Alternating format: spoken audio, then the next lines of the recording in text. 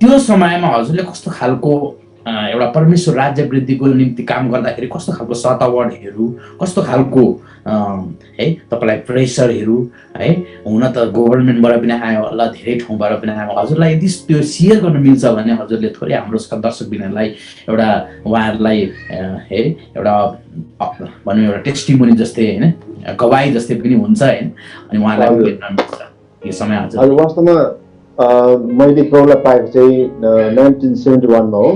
71 मा मैले प्रभुमा आएँ र 73 देखि चाहिँ प्रभुको काममा म निस्केँ। प्रभुलाई पाएको बुलाहट पाएँ, दर्शन पाएँ र 73 मा नै म एउटा पाइनर वर्कर भएर म दार्जिलिङको बदमताम कमानमा गइकन चर्च प्लान्ट गरेको र 1973 मै र 73 देखि 73, 74, 75, 6 सम्म चाहिँ देहरादूनको जुन बाइबल कलेजमा मैले अध्ययन गरेँ। त्यसपछि आएर एक वर्ष फेरि म आफ्नै गाउँमा कालिम्पोङको त्यो गाउँमा आइकन काम गरेँ। त्यसपछि 77 मा चाहिँ म तल सिक्किममा म जाँदै। एउटा कथा लामो छ र त्यति बेलाको समय र अहिलेको समय भन्नु पर्दा नि मलाई के लाग्छ भने त्यति बेला चाहिँ यस्तो लाग्थ्यो प्रभु अहिले नै आइहाल्नुहुन्छ क्या। हामी एकदमै हतारिन्थ्यौँ कि म अब मेरो पास्टरहरूले मलाई बाइबल कलेज जानु भन्नुभयो, म जान चाहिनँ क्या। किनभने 3 वर्ष बाइबल कलेज, 3 वर्षमा त प्रभु आउनु भयो त म केही काम गर्नु पाउँदिनँ। म चाहिँ पास्टर भन्दा पनि बेसी इभान्जलिजम प्रचारकको काम साह्रै मलाई मनपर्ने। अनि विभिन्न जग्गामा टुर गर्ने, घुम्ने, धेरै घुमेँ म। अनि विभिन्न ठाउँमा चर्च प्लान गरेर हिँड्ने मेरो चाहिँ एउटा ठुलो दर्शन थियो। अनि 3 वर्षमा प्रभु आइहाल्यो भने म त काम गर्नु पाउँदिनँ त भनेर यो खालको कुरा राखेँ क्या। तर पनि मलाई जानै पर्ने भयो। देहरादून पुगेँ, पुगेर 3 वर्ष भन्दाखेरि मलाई गाह्रो लाग्यो।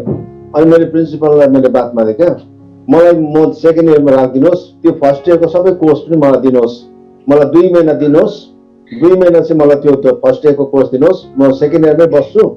अनि 2 महिना दिनुहोस्, 2 महिनामा मलाई फर्स्ट इयरको कोर्स मलाई एक्जाम दिनुहोस्, म पास गरेँ भने चाहिँ मलाई सेकेन्ड इयर होइन भने चाहिँ फर्स्ट इयरमै राखिदिनुहोस् भन्दाखेरि उहाँले पनि मानिलिनु भयो मेरो गवाई सुनेर। अनि 2 महिना मैले फर्स्ट इयर पनि सकिदिएँ क्या। सकेर चाहिँ म 2 वर्षमा सकिदिएको हो। अनि त्यसपछि चाहिँ म अब प्रभुको काम गर्न आएँ। तर मैले हजुरलाई म त्यो पहिलाको कुरा भन्नु पर्दा नि के लाग्छ भने मैले अघि भने म एक प्रकारको मलाई चाहिँ एउटा धोका छ क्या, पछितो छ। त्यति बेला जुन प्रकारको जोडतोडमा हामीले काम गर्थ्यौँ नि, अहिलेको प्रकारले काम गर्नु हो भने त धेरैवटा काम गर्न सक्ने थियो होला। किनभने हामीले 2 वर्षभित्रमा सिक्किममा 18वटा मण्डली स्थापना गरेका थियौँ क्या। त्यो जब म 77 सालमा तल झरेँ नि, अनि किनभने त्यति बेला के थियो भने मानिसहरू एक प्रकारको सुधो थिए। अहिले प्रकारको विभिन्न अहिले जस्तो प्रकारको अहिले छ नि अब त्यस्तो थिएनन्। किनभने हाम्रो एउटा सिक्किम क्रिस्चियन युथ फेलोसिप थियो। म धेरै ड्रामा लेख्छु अनि ड्रामा सिकाउँछु, खेल्छु पनि। अनि हाम्रो ग्रुपले विभिन्न गाउँमा गएर जब हामी ड्रामा खेल्थ्यौँ नि 3 दिन हामी मेला लगाउँथ्यौँ क्या। त्यति बेला न त साउन्ड सिस्टम राम्रो थियो, ब्याट्री बोक्नु पर्ने, सानो एम्प्लिफायर बोक्नु पर्ने, कहीँ बिजुली बत्ती पुगेको थिएन त्यति बेला गाउँमा। प्याट्रोमेस बोकेर अनि तिरपालहरू बोकेर हामी एउटा मेलातिर गाउँमा गएर स्कुलको बरान्डातिर हामी सिधै ड्रामा गर्थ्यौँ र मानिसहरूले त्यो ड्रामा देखेपछि प्रभुलाई ग्रहण गर्थे। अनि जब 3 दिनको सेवा गर्थ्यौँ चर्च प्लान हुन्थ्यो क्या। त्यति चाहिँ एउटा प्रभुले हाम्रो लागि बाटो खोलिदिनु भएको थियो। सतावट थियो त्यति बेला, समस्या थियो, धेरै समस्याहरू पनि थियो। तर अहिले जस्तो प्रकारले अहिले हाम्रो जुन प्रकारको सुसमाचारमा जुन चाहिँ बाधा छ नि अहिले त्यस्तो चाहिँ थिएन त्यति बेला। हामी अलिकति खुल्ला प्रभुको काम गर्न मिल्थ्यो। सिक्किममा चाहिँ रमाइलो गर्न पाउँथ्यौँ, विभिन्न ठाउँमा सेवा गर्न पाउँथ्यौँ। अनि विभिन्न ठाउँमा जहाँ गए पनि हामी जब हामी क्याम्प लगाउँथ्यौँ त्यहाँनिर चर्च प्लान हुन्थ्यो अनि धेरै मान्छेले प्रभुलाई पाउँथे, जो अहिले चाहिँ त्यति अलिकति गाह्रो छ। र त्यो छ अहिले क्या मेरो अनुभव चाहिँ। धन्यवाद। जति पनि हाम्रो दर्शकबिनहरू, श्रोताबिनहरू है, हाम्रो प्रेस टिमलाई माया गरेर आइदिनु भएको छ। उहाँहरू हामी फेरि पनि आउँदै हुनुहुन्छ भने उहाँहरूलाई फेरि पनि हामी स्वागत गर्दछौँ। यो प्रशंसा टिभीबाट चाहिँ केवल परमेश्वरको प्रशंसा हुनुपर्दछ। तर हामी यहाँ धेरै परमेश्वरको दासहरूलाई है एउटा उहाँलाई बोलाएर उहाँहरूलाई इन्भिटेसन हाम्रो निमन्त्रणा गरेर उहाँहरूलाई हाम्रो निमन्त्रणा सहजै स्वीकार दिनुभएको छ। यसको लागि पनि धन्यवाद। हामीले सुनेका छौँ उहाँको परमेश्वरको राज्य वृद्धिको पृष्ठभूमि अनि जे होस् एकदम त्यो समयमा यस्तो अहिलेको जस्तो टेक्नोलोजी थिएन, तरै पनि परमेश्वरको राज्य वृद्धि गर्नको लागि है जमलको कसेर कम्मर कसेर है उकाली ओह्राली त्यस्तो कोही बेला पानी पिउने हुँदैन थियो होला, कोही बेला के हो, त्यस्तो धेरै हुन्छ मानिसको जीवनमा है।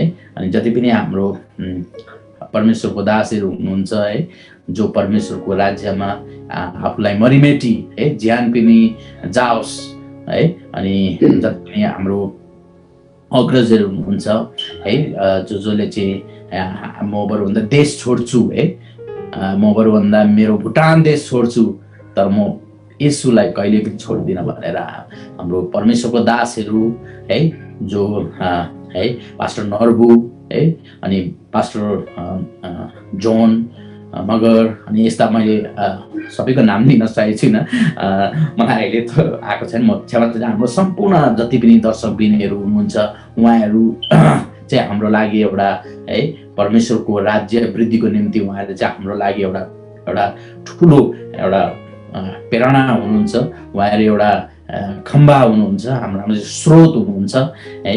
त्यो समयमा यस्तो टेक्नोलोजी थिएन, तर हुन त एउटा भनाइ छ कि पढेर भन्दा पनि पढेर जान्नुपर्छ भन्दै है। अनि उहाँहरू चाहिँ दुवै छ, पढेको पनि छ भने 2 महिनामा कोर्स सिद्ध्याउनु भनेको लडतरो कुरो होइन है, गाह्रो कुरो हो है। अनि उहाँहरू चाहिँ पढेर र परमेश्वरको है एउटा इच्छा अनुसारको परमेश्वरको इच्छा कस्तो छ त्यसलाई इच्छालाई बोकेर आफ्नो इच्छालाई होइन त्यो इच्छालाई बोकेर चाहिँ उहाँहरू अघि बढ्नु भएको छ। सम्पूर्ण हाम्रो अग्रजहरूलाई पनि म धन्यवाद टक्राउँदछु यो प्रशंसा टिभीबाट र हाम्रो रेभरेन्ड जोन बल उहाँ हाम्रो निमन्त्रणलाई सहज स्वीकार आइदिनु भएको छ। र विशेष गरेर हाम्रो दर्शकबिनहरू आज हामी थोरै परमेश्वरको वचनबाट हेर्नेछौँ। अनि जति पनि हाम्रो दर्शकबिनहरू हुनुहुन्छ हजुरहरूले प्रश्नहरू गर्न सक्नुहुनेछ, विशेष गरेर मलाई व्यक्तिगत पनि प्रश्न गर्न सक्नुहुनेछ। अनि त्यो प्रश्नहरूमा हाम्रो पास्टर ज्यूलाई म त्यो प्रश्न राख्ने नै छु, तर विशेष गरेर बिब्लिकल होस् अनि प्लस अहिले हाम्रो जुन टपिक छ है रिचिङ द अनरिच पिपल है, अनि यसको बारेमा जति पनि अब लुका 19:10ले त्यही भन्छ, किनभने मानिसको पुत्र हराएकालाई खोज्न र बचाउन आएको हो भनेर भन्दछ। र त्यसै गरी नै परमेश्वरले संसारमा देख्नुभयो कि यस्तै कुराले विकृतिहरू फैलिरहेको, अनि परमेश्वरले उहाँको एकमात्र पुत्र यस संसारमा दिनुभयो ताकि उहाँमा विश्वास गर्ने नाश नहोस् तर उसले अनन्त जीवन पाओस् है। र त्यही हेतुले गर्दाखेरि चाहिँ विशेष गरेर हामी आज परमेश्वरको वचन सुन्नेछौँ, पालन गर्नेछौँ, मनन गर्नेछौँ, चिन्तन गर्नेछौँ। त्यो वचन मलाई मेरो व्यक्तिगत रूपमा पनि एकदम खाँचो छ। र जति पनि अहिले यो महामारीको अवस्थामा तपाईँहरू देश विदेश अथवा कुनै कुनामा, हस्पिटलको कुनामा, कुनै आइसियुको कुनामा हुँदै हुनुहुन्छ भनेदेखि तपाईँलाई परमेश्वरले यस घडी केही भन्दै हुनुहुन्छ। तपाईँको हृदयमा परमेश्वरले केही बोल्न चाहनु हुँदैछ। र यस घडी चाहिँ म विशेष गरेर हामी प्रश्नहरू अन्तमा गर्ने नै छौँ।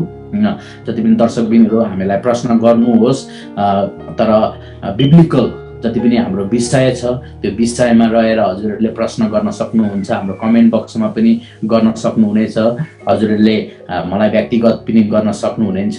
तर जुन प्रश्न चाहिँ विवादास्पद आउने प्रश्न नहोस्, जुन प्रश्नले गर्दा चाहिँ परमेश्वरलाई अझ महिमा होस्, परमेश्वरलाई अझ प्रशंसनीय होस् है। र यो प्रशंसा टिभी पनि परमेश्वरको प्रशंसा गर्नका लागि हो। र विशेष गरेर धन्यवाद फेरि पनि हामी धन्यवाद दिँदछौँ। र यस घडी चाहिँ अब हामी थोरै उहाँको परमेश्वरको वचनद्वारा हामी सुन्नेछौँ है। र यो समय म ढिला नगरिकन अनि यस पछाडि हामी अरू कुरोहरू गर्ने नै छौँ, दुःख सुख कुराहरू अनि प्लस प्रश्नहरू गर्ने नै छौँ। र अहिले चाहिँ भने यो हाम्रो परमेश्वरको प्रवचनको लागि, परमेश्वरको वचनको निम्ति म हाम्रो pastor Reverend senior pastor John पललाई दिन्छु। हजुरले दिनुहोस्। एकचोटि फेरि सबैलाई जय मसीह। तपाईँले यो मौका मलाई दिनुभएको लागि र तपाईँसँग यो परमेश्वरको वचनबाट केही राख्नको लागि दिनुभएको लागि धन्यवाद। मलाई एउटा घडी दिनु नि, घडी। सरी, मैले घडी मागेँ किनभने म टाइमदेखि बेसी जान साथिरहेको थिएँ। र मैले मेरो सन्देशको जुन चाहिँ शीर्षक मैले दिएँ हजुरहरूलाई, रिचिङ द अनरिच। अनि वास्तवमा सिधै नेपालीमा भनौँ भने अहिलेसम्म सुसमाचार नसुनेकाहरू, सत्य अहिलेसम्म नबुझेका, नसुनेका या त सुसमाचार नपुगेकालाई परमेश्वरको सही कुरा, सत्य कुरालाई पुर्याउनु। र वास्तवमा यो मिसनको शब्द हो, रिचिङ द अनरिच भन्ने, जो चाहिँ जहाँ अहिलेसम्म कतिवटा यस्ता जातिहरू छन् र जनजातिहरू छन् जसले अहिलेसम्म सुसमाचार सुनेको छैन, यीशु को हुन् भनेर उनीहरूले बुझेका छन्। तिनीहरूको बिचमा गइकन परमेश्वर ख्रीष्टको विषयमा सुनाउने कुरा हो। आज धेरैले यतिमा मात्रै बुझिरहेको छ। त म तपाईँलाई हजुरलाई चाहिँ के बताउन चाहेको भने चाहिँ यो कुराबाट अझै म यसलाई हाम्रो आज गहिराइमा म जान्न चाहन्छु। जस्तो लुका 5:31 र 32ले पनि भन्छ, परमेश्वर ख्रीष्टले भन्नुभयो एउटा वैद्य डक्टर चाहिँ जो चाहिँ एउटा स्वास्थ्य मानिसहरू छन्, जो चाहिँ सन्चो छन्, उनीहरूलाई डक्टरको आवश्यक पर्दैन। तर जो बिमारीहरू छन्, जो सिखस्त छन्, उनीहरूको निम्ति डक्टरको आवश्यक पर्दछ। र जो मान्छेहरूलाई आवश्यक छ, निड छ, कुन जग्गा उनीहरूलाई खाली छ, त्यो जग्गाको लागि चाहिँ चाहियो। र वास्तवमा यो रिचिङ अनरिच भन्ने कुरा चाहिँ के हुन्छ भने हराएकोहरूलाई खोज्नु, जो हराएको छ उनीहरूलाई खोज्नु हो। अनि खोज्नुको मतलब नै यो बुझिन्छ कि त्यो कुरालाई पाउनु। जब कुनै कुरा महँगो कुरा या त महत्त्वपूर्ण कुरा जब हामीले हराउँछौँ, हराउनुको मतलब के हुन्छ भने खोजेको बेलामा जब हामी पाउँदैनौँ, जब खोज्छौँ त पाउँदैनौँ, त त्यो कुरालाई हामीले खोज्छौँ। तर यस्तै कुराहरू मात्रै खोज्छौँ जो चाहिँ हामीलाई काम लाग्छ, आवश्यक पर्दछ, जसलाई धेरै मोल तिरेको छ, जसको मोल छ, महत्त्व छ, त्यस्ता कुराहरू खोज्दाखेरि, हराउँदाखेरि हामीलाई विश्वास लाग्छ। हाम्रो हातको साधारण मोबाइल होस्, साधारण भन्दा साधारण मोबाइल पनि, जुन मोबाइललाई हामीले 1 वर्षभन्दा बढी या धेरैसम्म चलाइसकेका छौँ भने त्यसको दाम हुनसक्छ, त्यो मोबाइलको दाम 1000 रुपियाँ, 2000 रुपियाँ, 3000 रुपियाँ। त्यो हराउँदा हामीलाई धेरै दुःख लाग्छ।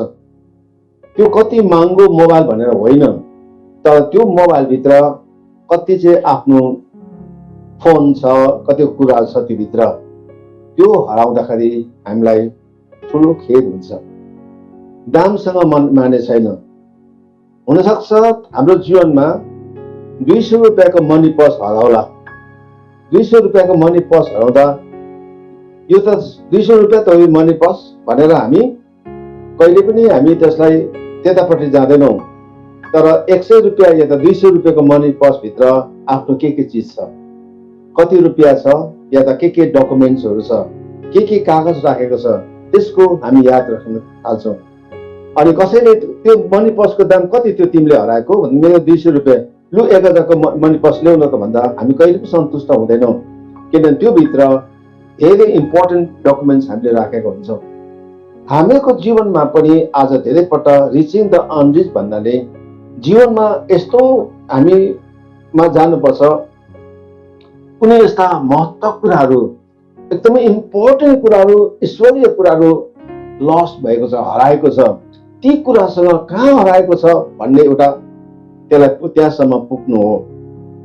जब म नेदरल्यान्डमा थिएँ जाँदाखेरि एउटा बजारमा एउटा चाबी बेच्दै थियो, क्या मजाको चाबी बेच्दै थियो। त्यो चाबी चाहिँ के थियो भनेदेखि चाहिँ कसैले चाबी हराएको छैन, मैले चाबी हराएको छैन, मैले सुसेली मार्नु पर्ने क्या। यसरी सुसेली मार्दा त्यो चाबीले पनि जवाब दिँदछ क्या, सुसेली गर्दछ। अनि जब सुसेली मार्दाखेरि त्यो चाबीले चाहिँ सुसेली मार्दा जवाब दिँदो रहेछ। अनि फटाफट बाटोमा बेच्दै थियो, हामीले पनि किन्यौँ। किन हाम्रो चाहिँ लाग्यो हो कोही बेला हामी चाबी हराउँछौँ, घरमा कहाँ राख्छौँ त सुसेली मार्ने साथ घरको कुनाबाट सुसेली गरिदिने क्या। त्यो त राम्रो लाग्यो, कति मजाको कुरा। फेरि पछिबाट मैले सम्झेँ होइन मैले चाबी हराएँ अनि कसैले सुसेली मारिदियो भने त थाहा पाएछ त, फेरि उसले त लान्छ त्यति भनेर क्या। र आज हाम्रो जीवनमा हराएको कुरालाई पाउने भन्ने कुरा हो। अनि त्यो रिचिङ द अनरिच भन्ने कुरा चाहिँ मैले अघि भने जो चिज हराएको छ त्यसलाई खोजेर निकाल्नु। वास्तवमा धेरैपल्ट हामीको जीवनमा हामीले धेरै कुराहरू हराइपठाउँछौँ या त खोजेको बेलामा पाउँदैनौँ, किनभने त्यसलाई हामीले ठिक जग्गामा हामीले राखेका हुँदैनौँ। हामीले ठिक ठाउँमा नराखेको कारणले गर्दाखेरि हामीले खोजेको बेलामा ती कुरालाई हामीले पाउँदैनौँ। प्रिय, म आज तपाईँलाई आत्मिक कुराको कुरा गरिरहेको छु। मलाई कोही बेला खुब मजा लाग्छ, दबाई दोकानमा म जान्छु, हजारौँ दबाई उनीहरूले ती ठुलो दबाई दोकानमा औषधि पसलमा दबाई राखेको छ, तलदेखि माथिसम्म राखेको छ, तल्लै राखेको छ। जब एउटा दबाई म देखाएर दिन्छु, त्यो दबाई बेच्ने मान्छे सिधा गएर टपक्क त्यो दबाई टिपेर टक्क ल्याइदिन्छ क्या, दिन्छ। यति मलाई मजा लाग्छ कि टक्क दिन्छ। अनि कसरी दिएको एउटा चिज टक्क पाइहाल्छ, किनभने फेरि त्यति मात्रै हेर्दैन म, उसले फेरि मलाई जब त्यो दबाई दिन्छ उसको त्यो बट्टा उसले जहाँबाट निकालेको छ त्यही नै राख्छ, उता राख्दैन। अनि जुन चिज जुन ठाउँमा हुनुपर्छ त्यही नै राख्छ। आज हामीले थुप्रै कुरा हामीले हराएको कारण चाहिँ हामीले ठिक ठाउँमा नराखेको कारणले हो। त्यो हामी यो लुका 15 अध्यायमा त्यो भेडा हराएको देख्छौँ। त्यसमा वास्तवमा ऊ हराउने थिएन यदि त्यो बगाल ऊ सँगसँगै आएको भएदेखि। सबै बगालहरू भेडाको बगाल आफ्नो खोरतिर लागे, ऊ किन बाहिर कतातिर गयो? ऊ जब बाहिर नहुनु पर्ने जग्गामा ऊ जान्छ तब त्यो हराउँछ। र यसरी आज वास्तवमा रिचिङ द अनरिच भने चाहिँ हराएको कुरालाई हामीले भेटाउनु हो। म एउटा सोसियल वर्क गर्छु, रम्फूमा बसेर म के गर्छु भने थुप्रै बिमारीहरूलाई म विभिन्न डक्टरसित उनीहरूलाई कनेक्ट गराइदिन्छु। कलकत्ताको हस्पिटल, नामी हस्पिटल, त्यसपछि तल सिएमसी भेलोर भन्छ एकदमै नामी हस्पिटल, चेन्नाईको हस्पिटल, अनि त्यसपछि हाम्रो केरलाको हस्पिटलमा विभिन्न बिमारीहरूलाई म त्यहाँनिर हस्पिटलसँग डक्टरसँग म कनेक्ट गराइदिन्छु। ती डक्टरहरूसँग मेरो राम्रो सम्बन्ध छ।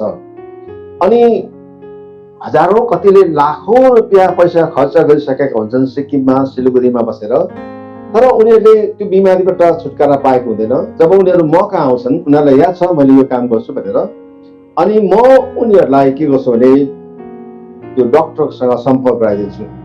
अनि उनीहरू सजिलै ट्रिटमेन्ट गरेर, कतिलाई त म आफै लिएर जान्छु, लिएर गइकन ट्रिटमेन्ट गराएर फर्काउँछु। मैले आज किन यो कुरा भन्दैछु भनेदेखि धेरैपल्ट मानिसहरू बिमारले मर्दैनन्, तर सही त्यसको कहाँ के बिमार हो पत्ता लगाउन नसकेको कारणले गर्दाखेरि ती बिमारीहरू मर्छन्। मानिसहरू बिमारले मरेका होइनन्, तर सही प्रकारको ट्रिटमेन्ट नपाएर मरेका हुन्। थुप्रै दबाई खाएर हुँदैन, तर सही दबाई नपाएर मानिसहरू चङ्गाई हुँदैनन्। मैले आज यो भन्नु चाहेको चाहिँ आज डक्टर त्यो डक्टर हो, सही डक्टर हो जसले महँगो दबाई दिन्छ भनेर होइन, तर एउटा मान्छेको सही बिमार चाहिँ के हो त्यो बिमार पत्ता लगाउनु चाहिँ रिचिङ द अनरिच हो। त्यो बिमार भेटेकै छैन। एउटा बिमारीलाई मैले पठाएँ जसले लाखौँ रुपियाँ खर्च गरिसकेको थियो, अनि त्यो बिमारीलाई जब तल हस्पिटल मैले पठाएँ भन्छ उसले 15 रुपियाँको दबाई खाएर जाति भयो अरे। हेर्नुहोस् त, किनभने सही डक्टरको पास गयो, डक्टरले सही बिमारी उसले पत्ता लगायो। एउटा घटना भन्छ है, एक दिन एउटा जहाज बिग्रेछ, जहाज स्टार्ट भएन, पानी जहाज, अनि मेकानिक ल्याएछ, कतिजना मेकानिक ल्यायो, सायद कथा सुन्नुभएको होला। अनि त्यो मेकानिकले केही बनाउनु सकेन, अनि एउटा सिम्पल साधन मेकानिक आएछ, उसले सानो मार्तोल लिएर आएछ अनि मार्तोल ल्याएर कुनै एउटा जहाजको इन्जिनको छेउमा ट्याक ट्याक हिर्काएछ उसले। अनि हिर्काएर जहाज स्टार्ट भयो। अनि उसले भनेछ मलाई 10,000 रुपियाँ देऊ यसको चार्ज। अनि त्यहाँको इन्चार्जले के भनेछ, तिमीले त मार्तोलले ट्याक ट्याक मात्रै हिर्कायो, 10,000 रुपियाँ किन माग्छौ? यति कम्ती हिर्काउने बित्तिकै तिमीले कसरी माग्छौ? तर उसले के भनेछ भने त्यो ट्याक ट्याक हिर्काएको चाहिँ खालि 100 रुपियाँ मात्रै हो, तर 9,900 रुपियाँ चाहिँ कहाँ हिर्काउनु पर्यो त्यो थाहा त्यो चाहिँ त्यसको चाहिँ दाम लाग्यो। त्यस्तो मेकानिक कति आयो कसैले थाहा पाएन, तर त्यो ट्याक ट्याक हिर्काउनु त जसले पनि हिर्काउन सकिन्छ, तर कहाँ हिर्काउनु पर्ने त्यो मैले मात्रै थाहा पाएँ। आज धेरैपल्ट हामीको जीवनमा चाहिँ हामी दौडा दौडी गरिबस्छौँ, वास्तवमा कहाँ हराएको छ, को हराएको छ, किन हराएको छ, त्यो कुरा सही कुरा पत्ता लगाउनु चाहिँ सही कुरा हो। अनि मैले फेरि पनि म तपाईँलाई भने र आज एउटा डक्टरले एउटा सही बिमारी पत्ता लगाउनु चाहिँ एउटा ठुलो कुरा हो, रिचिङ द अनरिच हो। यसरी आज हामी के देख्छौँ भने हाम्रो जीवनमा प्रभु यीशु ख्रीष्ट पनि वास्तवमा येशू ख्रीष्ट को हराएको छ, उहाँ साँच्चै हराएको मान्छेलाई खोज्नको निम्ति येशू आउनुभयो। येशू यस कारण आउनुभयो जसले आजसम्म देखेका छैनन्, सत्य कुरा देखेका छैनन्, थुप्रै कुरा देखेका छन्, हेरेका छन्, देखेका छन्, तर सत्य कुरा देखेको छैन। थुप्रै कुरा सुनेको छ, सही कुरा सुनेका छैनन्, थुप्रै कुरा सुनिसकेको छ, बुझेका छैनन्। यस्ता कुरालाई सही कुरा बुझाउनलाई येशू ख्रीष्ट आउनुभयो। र अहिले म यो के देख्छु, हिजो मात्र मैले मेरो श्रीमतीसँग कुरा गर्दै थिएँ, जब अहिलेको जुन चाहिँ डिस्कभरिजहरू छ, अहिलेको जुन प्रकारको नयाँ टेक्नोलोजिजहरू छ, नयाँ नयाँ कुरा हामी जब देख्छौँ, यी कुरा त रहेछ नि त, पहिल्यैबाट रहेछ, तर किन यति ढिलो भयो, यति ढिलो किन? म थुप्रो कुरा उहिले जब यो मोबाइल आउनुभन्दा अहिलेको जुम फोटो आउनुभन्दा किन म उहिले कुरा गर्थेँ, म घरमा कुरा गर्थेँ। अब पछि चाहिँ नि म त्यो थुप्रै यस्तो कुरा बोलिबस्छु, पछि चाहिँ कहाँ जापानमा बोलेको हामी हेर्न सक्छौँ है भन्थेँ मैले। क्या त्यति बेला यस्तो केही थिएन, सुनेको पनि थिएन। अनि आज यो कुरा देख्थ्यो, अनि थुप्रै कुरा रहेछ नि त। अनि आज यो जुन चाहिँ साइन्स छ नि, यो साइन्स भन्ने कुरा चाहिँ, यो साइन्स चाहिँ डिस्कभरी, यो साइन्स चाहिँ सृष्टिकर्ता होइन, तर साइन्स चाहिँ परमेश्वरले बनाउनु भएको कुरालाई खोजेर निकाल्ने हो। अनि यस कारणले गर्दाखेरि म हजुरसँग बात मार्न चाहेको चाहिँ, आज हामी भन्छौँ सारा संसारमा थुप्रै जातिहरू मरिरहेको छ, उनीहरूलाई रिस गर्नु छ, भेट्नु छ, तर के तपाईँलाई याद छ, धेरैपल्ट हामीको चर्चभित्र पनि कुनै कुनामा चर्चभित्र पनि कतिवटा जग्गा छ त्यो अनरिचहरू छ। एकजना सानो नानीले मैले प्रचार गरिसकेपछि सबैले मलाई धन्यवाद दियो, पास्टर बाबु तपाईँको प्रचार आज साँच्चै नै राम्रो थियो, असल थियो। तर एउटा नानी आएर मलाई के भन्छ, अङ्कल तपाईँले के बोल्नु भएको, केही पनि मैले बुझिनँ, सबै यता माथिबाट गयो भने। तपाईँले के बोल्नु भएको, सबै यो त के हो, हामीले केही पनि बुझेन, कस्तो बोरिङ भयो।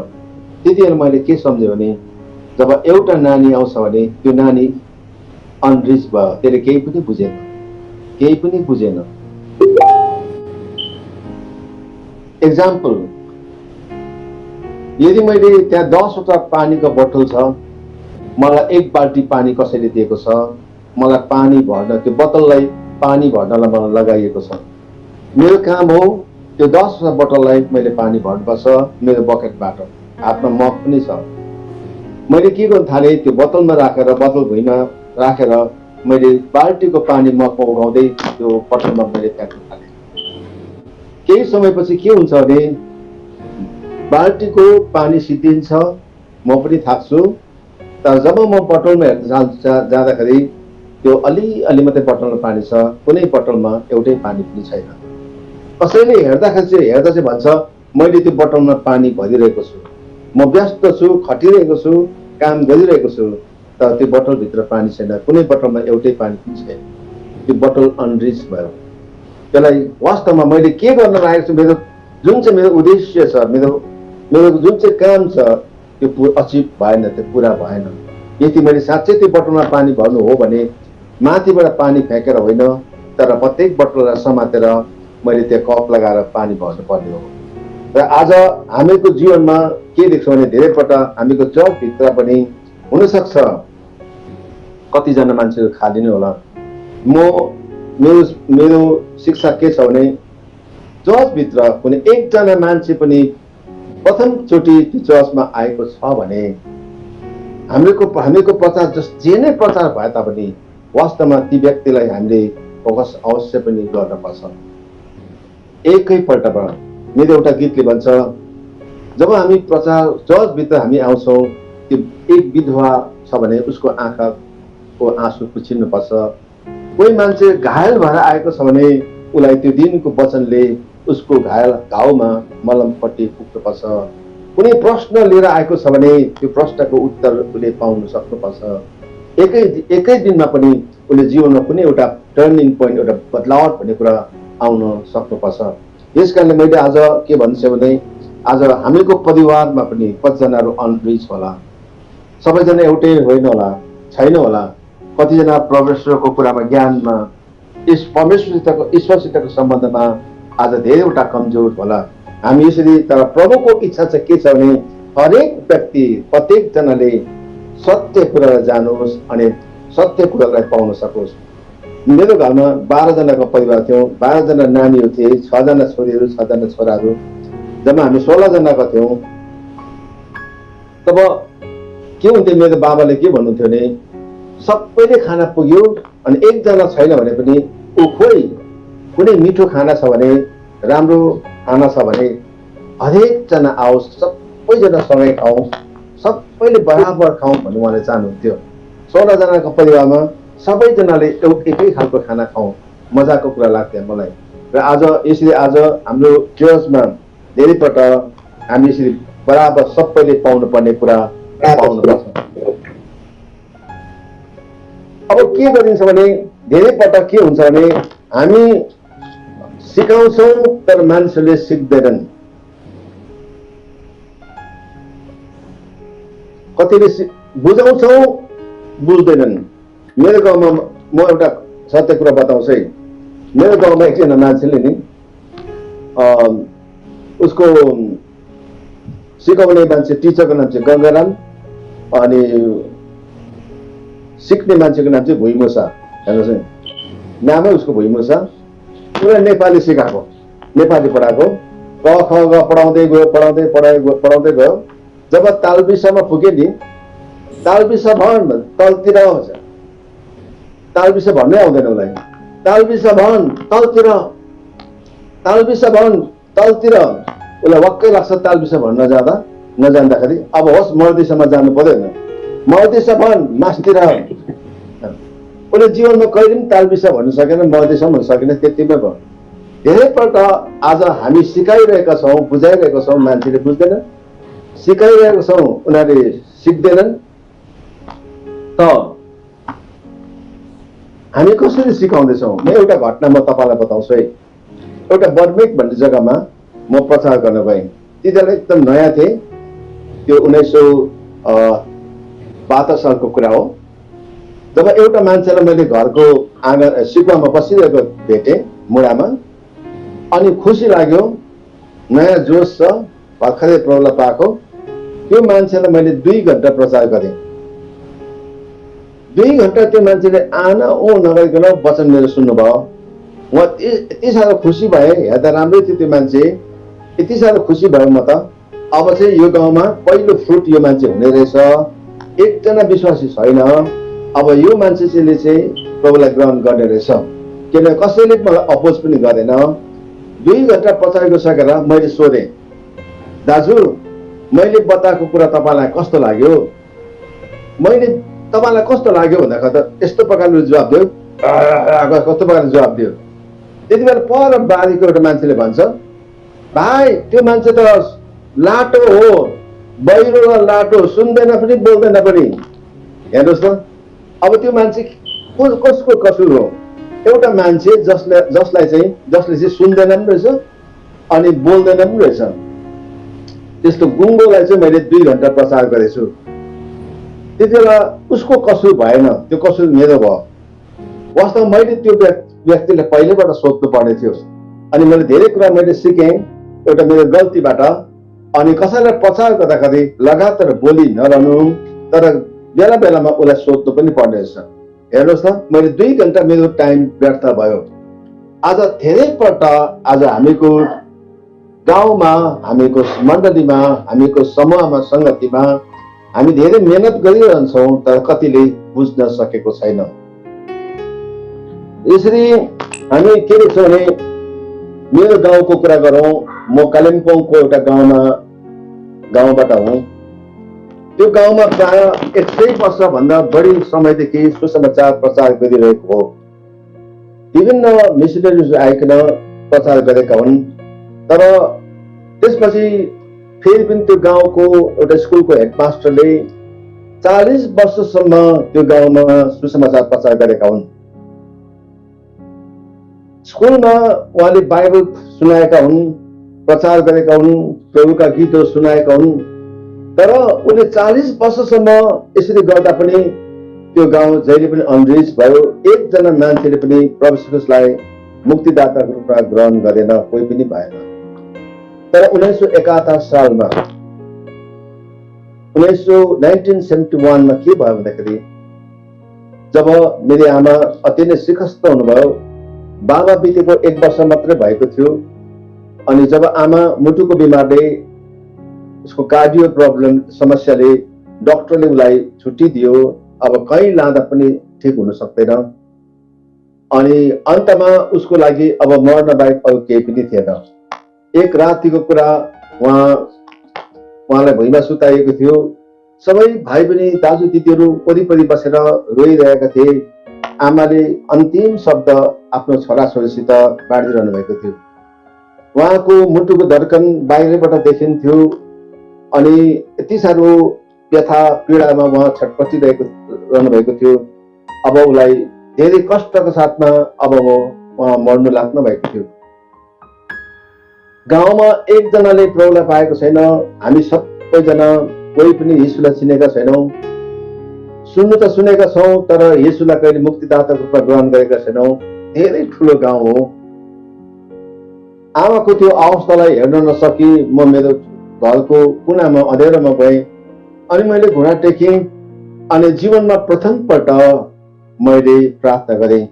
यसरी प्रार्थना गरेँ मैले, येशू तपाईँ सत्य परमेश्वर हुनुहुन्छ भने हाम्रो आमालाई तपाईँले बचाउनुहोस्।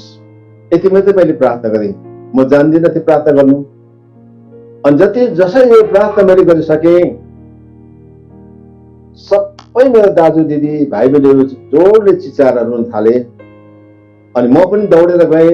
आमाले आँखा बन्द गर्नु भएको छ, मुटुको धड्कन पनि बन्द भएछ। अब रहेनन् आमा, म पनि रुन थालेँ। अनि 5 मिनटपछि आमाले आँखा खोल्नुहुन्छ। अनि भन्नुहुन्छ, मलाई के भयो, मलाई दुख्नु छोड्यो, मेरो मुटु दुख्नु छोड्यो, मलाई उठाउ त, मलाई केही पिउन देऊ।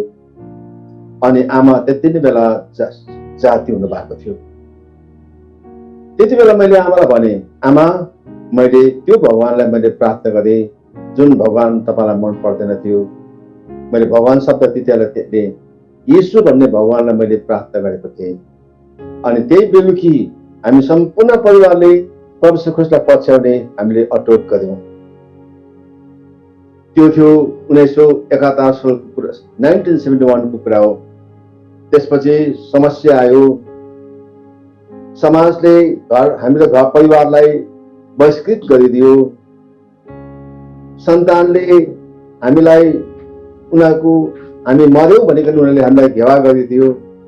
विभिन्न प्रकारको सतावट, विभिन्न प्रकारको समस्यामा हामी जानु पर्यो। तर आज म त्यो गाउँलाई म देख्दछु, मेरो गाउँमा अहिले 90% मान्छेले प्रभुलाई पाएको छन्। आमेन। त्यहाँनिर ठुला ठुला चर्चहरू बनिएका छन्। तर यत्रो वर्षसम्म त्यो गाउँ एउटा अनरिच थियो। अनि त्यो गाउँको सबैभन्दा पहिलो सेवामा निस्किने म भएँ। अनि प्रभुको काममा काम गर्नलाई म निस्केँ। यसरी हामी के देख्छौँ भने परमेश्वरले जुन चाहिँ मान्छेलाई चुनेको छ उहाँलाई भेट्ने काम हाम्रो। यहाँ लुका 19:10 मा म फेरि तपाईलाई बताउन चाहदा के बुझिन्छ भने कोही पनि नहराओस्, कोही पनि नष्ट नहोस्, सबैजना बाँचोस्। युहन्ना 3:16 मा पनि कोही पनि नष्ट नहोस्, सबैजना मान्छे बाँचोस्। यो आजको समयमा हाम्रो आँखाको अघि जब मानिसहरू मर्दै गएका हामी देख्छौँ, परमेश्वरको सत्य ज्ञानदेखि उनीहरू अलग भएका देख्छौँ। हामी भित्र यो एउटा प्यास हुनुपर्छ, भइरहेको छ, काश उनीहरूले पनि प्रभुलाई पाओस्, उनीहरूले पनि ईश्वरलाई चिन्न सकोस्।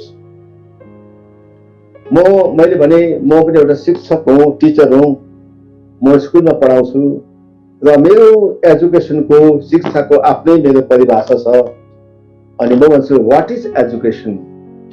एजुकेसनमा भन्छ कि to lead a student from known to unknown. यसले भन्नाले के बुझ्छ भने जुन कुराहरू नानीले जान्दछ, जुन कुरा उनीहरूसित जुन ज्ञान छ, त्यो ज्ञानलाई लिएर चाहिँ जुन कुरा उनीहरूले अननोन छ, जो जानेको छैन, त्यतातिर उनीहरूलाई लानुपर्छ। जुन कुरा उनीहरूले जानेको छ त्यो कुराबाट लिएर चाहिँ अब जुन कुरा उनीहरूले जान्नुपर्छ त्यतातिर लाने हो। अहिलेको समयमा मान्छेले के जानेको छ? निना नरा यु के जानेको छ? जुन उनीहरूले बुझेको छ, जुन उनीहरूको समझ शक्ति छ, जति परमेश्वरको विषयमा उनीहरूले जानेको छ, त्यही कुरा लिएर चाहिँ अब जुन कुरा सत्य उनीहरूले जान्नुपर्छ त्यो त्यतातिर लाने हो।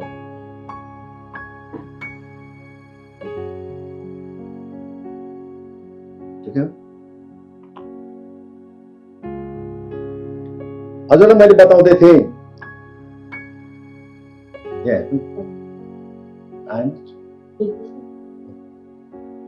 वास्तवमा मैले भन्दै थिएँ जो हामी स्कुल पढाउँछौँ अनि पढाउँदाखेरि हामी मेरो पाठलाई सिद्ध्याउनु छ, मैले जति पढाउनु छ त्यति पढाउँछु, मैले सिद्ध्याउँछु भन्ने कुरा होइन।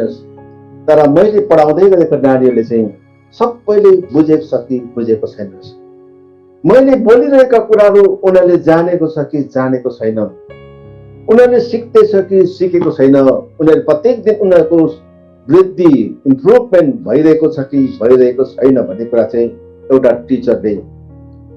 हजुरले याद होला जब एउटा चराको माउले आफ्नो बच्चाहरूलाई खाना खुवाउँछ, गोडमा खाना खुवाउँदाखेरि जब माउले चुच्चोमा आफ्नो चारो लिएर आउँदा सबै बच्चाले मुख गरेर मुख खोल्छ। अनि मलाई मजा लाग्छ यस्तो अध्ययन गर्न। अनि माउले चाहिँ एउटै मात्रै चरालाई, 4टा बछडा छन् भने एउटै मात्रै बछडालाई घरिघरि चारो कहिले पनि खुवाउँदैन। उसले एउटा चारो ल्याउँछ, उसलाई खुवाउँछ, फेरि अर्कोपल्ट अर्कोलाई खुवाउँछ, फेरि अर्कोलाई खुवाउँछ। उसको इच्छा यो हुन्छ कि मेरो सबै बच्चाहरूले चाहिँ सबले खाना खाओस्, एउटालाई मात्रै कहिले पनि खुवाउँदैन। एउटा चराले पनि हुन्छ भने यो उनीहरूले ज्ञान छ भने आज हामीको जीवनमा पनि हरेक मान्छेको जीवनमा पाउनु पर्ने कुरा पाओस्। मेरो उद्देश्य यो हो, धेरैपल्ट आज हामीको चर्चमा, मण्डलीमा, तपाईँको संगतिमा थुप्रै कुरा त बुझेका छौँ होला, तर सही कुरा परमेश्वरको कुरा हामीले बुझेका छैनौँ भने, सुनेका छैनौँ भने त्यो कुरा नबुझेका कुरालाई नबुझ्ने मान्छेलाई बुझाउने। हामी आज के भइरहेको छ?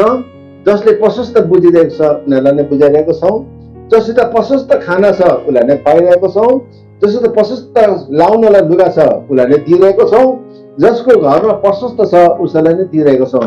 तर कति असल कुरा हुन्छ होला जसले आज खाएको छैन, लाउन पाएको छैन, सुन्न पाएको छैन, उनीहरूलाई सही कुरा दिनलाई कति रमाइलो होला। परमेश्वर क्रिस्टले यस कारण भन्नुभयो, म पापीहरूलाई होइन, म धर्मीहरूलाई होइन, तर म पापीहरूलाई बचाउन आएँ। वास्तवमा धर्मी हो त धर्मले नै बाँचिहालिन्, तर पापीहरूलाई जसलाई जुन कुराको आवश्यक छ त्यो कुरा हामी दिन सकौँ। अहिले मैले एउटा नाटक लेखिसकेँ, किताब लेखिसकेँ। किन लेखेँ भन्दाखेरि चाहिँ अहिलेको समयमा थुप्रै गीतहरू सुनिसक्यौँ, आइरहेको छ, कथाहरू आइरहेको छ, कविताहरू आइरहेको छ। तर हाम्रो नेपाली जगतमा यहाँनिर यो हाम्रोको शैक्षिक, सामाजिक, आत्मिक, माण्डलिक, पारिवारिक यस्ता नाटकहरू चाहिँ मैले पाउन सकिनँ। ठुला ठुला मञ्चहरूमा प्रोग्राममा हामी जान्छौँ, त्यहाँ विभिन्न नृत्यहरू हुन्छन्, विभिन्न कलाकारले आफ्नो गीत सुनाउँछन्, प्रचार गर्छन्, सबै गर्छन्, तर त्यो स्टेजहरूमा एउटा कुनै नाटकहरू कहिले पनि हुँदैन। अनि त्यो जग्गा जब मैले खाली देखेँ, त्यो खालीलाई पुरा गर्न निम्ति मैले एउटा यहाँ बसेर नाटक लेखिसकेँ। मेरो उद्देश्य हो एउटा खाली जग्गा देखेको कारणले त्यो खाली जग्गा म भर्न चाहन्छु। र आज परमेश्वरले तपाईँ हामीलाई त्यो ज्ञान दिउन्, त्यो दान दिउन् कि अब हामीसित के छ होइन, हामीसित कति छ होइन, तर मानिसहरूलाई, संसारलाई कुन कुराको नितान्त आवश्यक छ त्यो कुरा चाहिँ दिन सकौँ। हजारौं रुपियाँको दबाई छ अरे दोकानमा, तर मलाई चाहिएको दबाई छैन भने के गर्ने? अस्ति 3 दिन अघि मेरो स्टाफ जो गान्तोकको मणिपाल हस्पिटलमा भर्खरै नानी जन्मेको छ, अनि त्यो नानी प्रिमेच्योर बेबी 7 महिनामा त्यो नानी जन्मेको नानीलाई जुन प्रकारको दबाई चाहिएको थियो त्यो माथिको त्यत्रो बडा बडा दोकानमा त्यो दबाई पाएन। अबेर मलाई फोन गर्नुहुन्छ त्यहाँबाट, सर मलाई त्यो दबाई चाहियो। म घरदेखि कुदेर गएर सिलगढीको दोकानतिर दबाई खोजेँ। जुन दोकानमा गएँ टक्क त्यो मैले दबाई पाएँ। त्यो औषधि पाउने बित्तिकै लिएर कुदेर गएर एउटा गाडीमा हाल्दिएँ, त्यो दबाई पुग्यो। अति नै खुसी भयो। माने अर्थ थुप्रै दबाई भएर होइन, चाहिएको दबाई छ कि छैन। मैले आज हजुरलाई बताउनु चाहेको चाहिँ आज तपाईँलाई कुन कुराको आवश्यक छ त्यही कुरा हामीले आज खोजौँ। अनि हामीले आफ्नो जीवनभित्र हेरौँ, मलाई कुन कुरा मेरो जीवनमा कुन जग्गा खाली छ। मेरो आत्मिक जीवन, मेरो शारीरिक जीवन, मेरो पारिवारिक जीवनमा, मेरो माण्डलिक जीवनभित्र कुन कुरा अझै पनि अँध्यारो छ, कुन कोठा खाली छ, त्यो कुरामा सही परमेश्वरको कुराले भरिनु पर्ने हो, नभर्नु पर्ने हो। हाम्रो परिवारमा, हामीको चर्चमा, हामीको समाजमा, हामीको देशमा कुन कुराको आवश्यक छ त्यो कुरा उनीहरूलाई दिनुपर्ने हो। म अब मेरो वचन सक्दैछु। यस कारणले गर्दाखेरि परमेश्वर ख्रीष्टले पनि जुन ठाउँमा जुन कुराको आवश्यक थियो त्यही कुरा उहाँले दिनुभयो। उखानद्वारा भन्नुभयो, उहाँले दृष्टान्तलाई चलाइकन जुन कुराको आवश्यक थियो त्यही कुरा right time, the right thing, the right time, the right thing उहाँले दिनुभयो। र आज हामी प्रार्थना यही गरिरहेका छौँ, हामीलाई पनि परमेश्वरले राइट कुरा दिन सकोस्।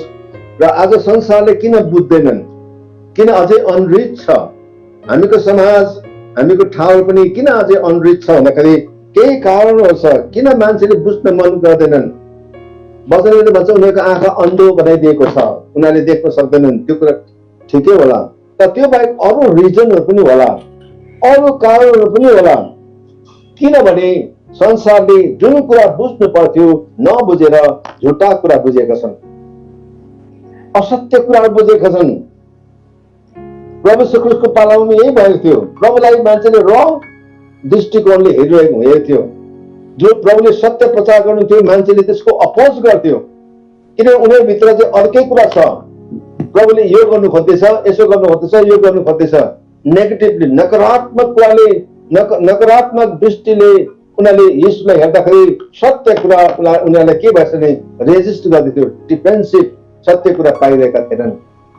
हजुरलाई म यो कुरा बताउन चाहन्छु, आजको संसारले पनि सत्य कुरा उनीहरूले एक्सेप्ट गर्नु नसकेको कारण चाहिँ संसारको डिस्ट्रक्टिभ कुराहरू, रङ कुराहरू उनीहरूको मगजभित्र पसेको छ। त्यो पसेको कारणले सत्य कुरा उनीहरूभित्र पस्न कहिले पनि सक्दैन। म एउटा गाउँको कुरा म गर्छु।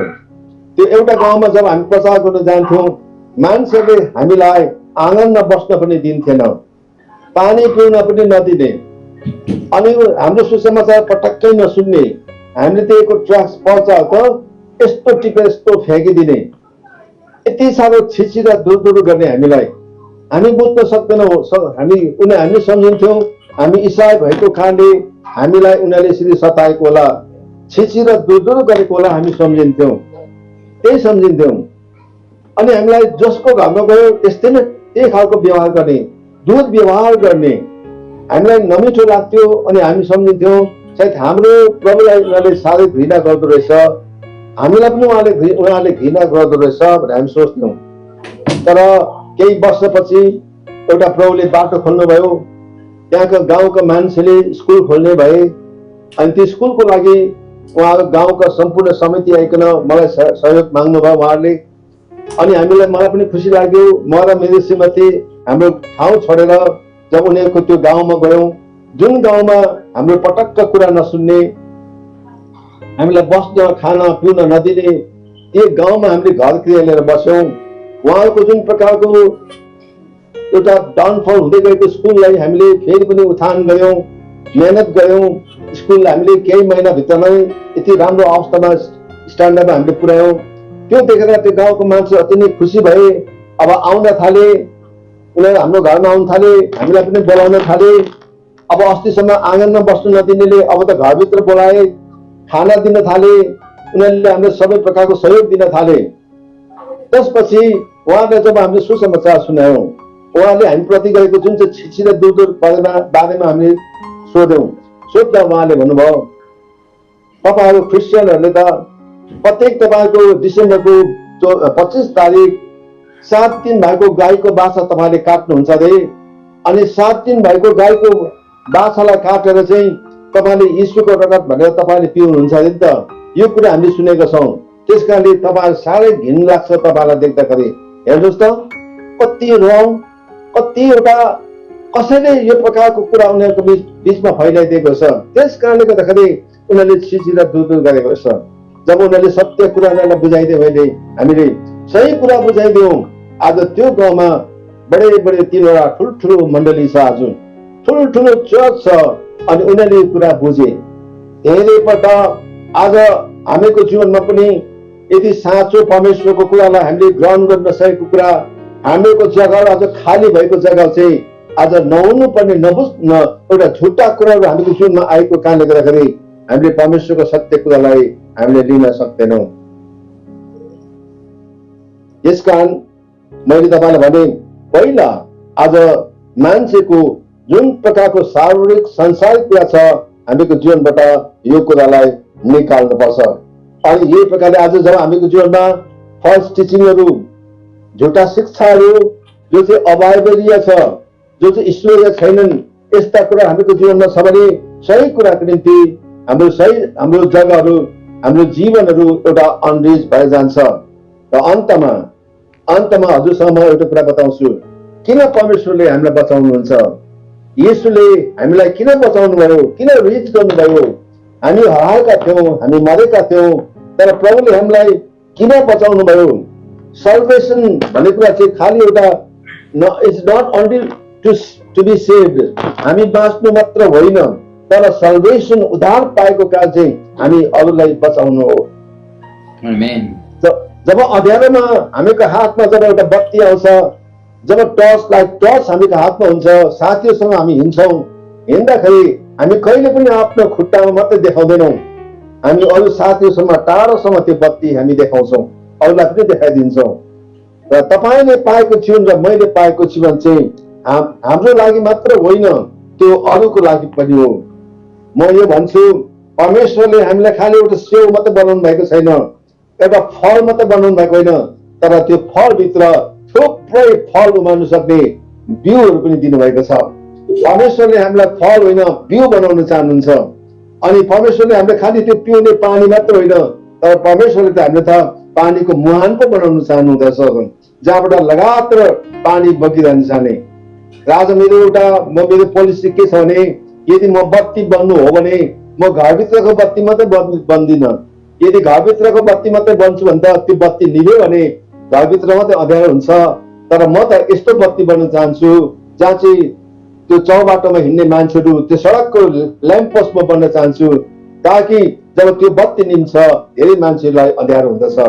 हामीको जीवनमा घरभित्र मात्रै बग्ने पानी होइन, तर परको पानी धारा बनाऊ जहाँ धेरै मान्छेले त्यहाँबाट पानी पिउँछ।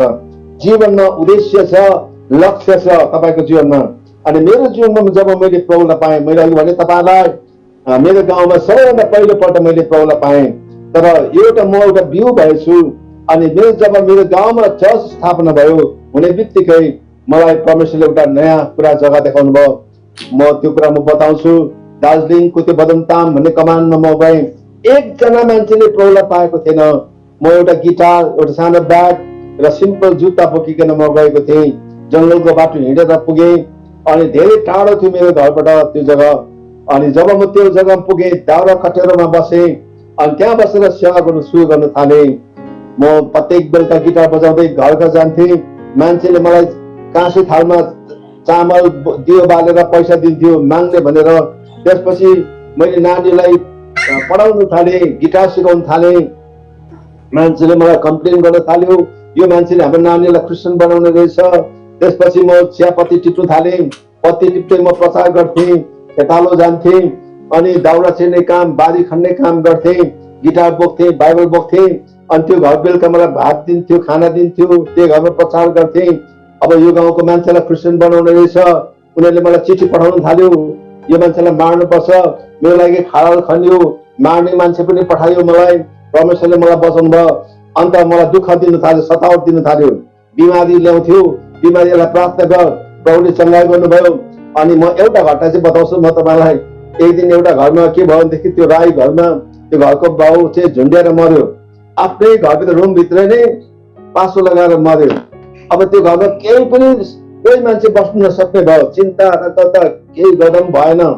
अनि तर्साकै अनि घरि रातभरि दाउरा चिर्ने, दाउरा घप्ट्याउने, अरे त्यहाँ पानी गाग्रो फ्याँक्ने, विभिन्न प्रकारको आवाज गर्ने।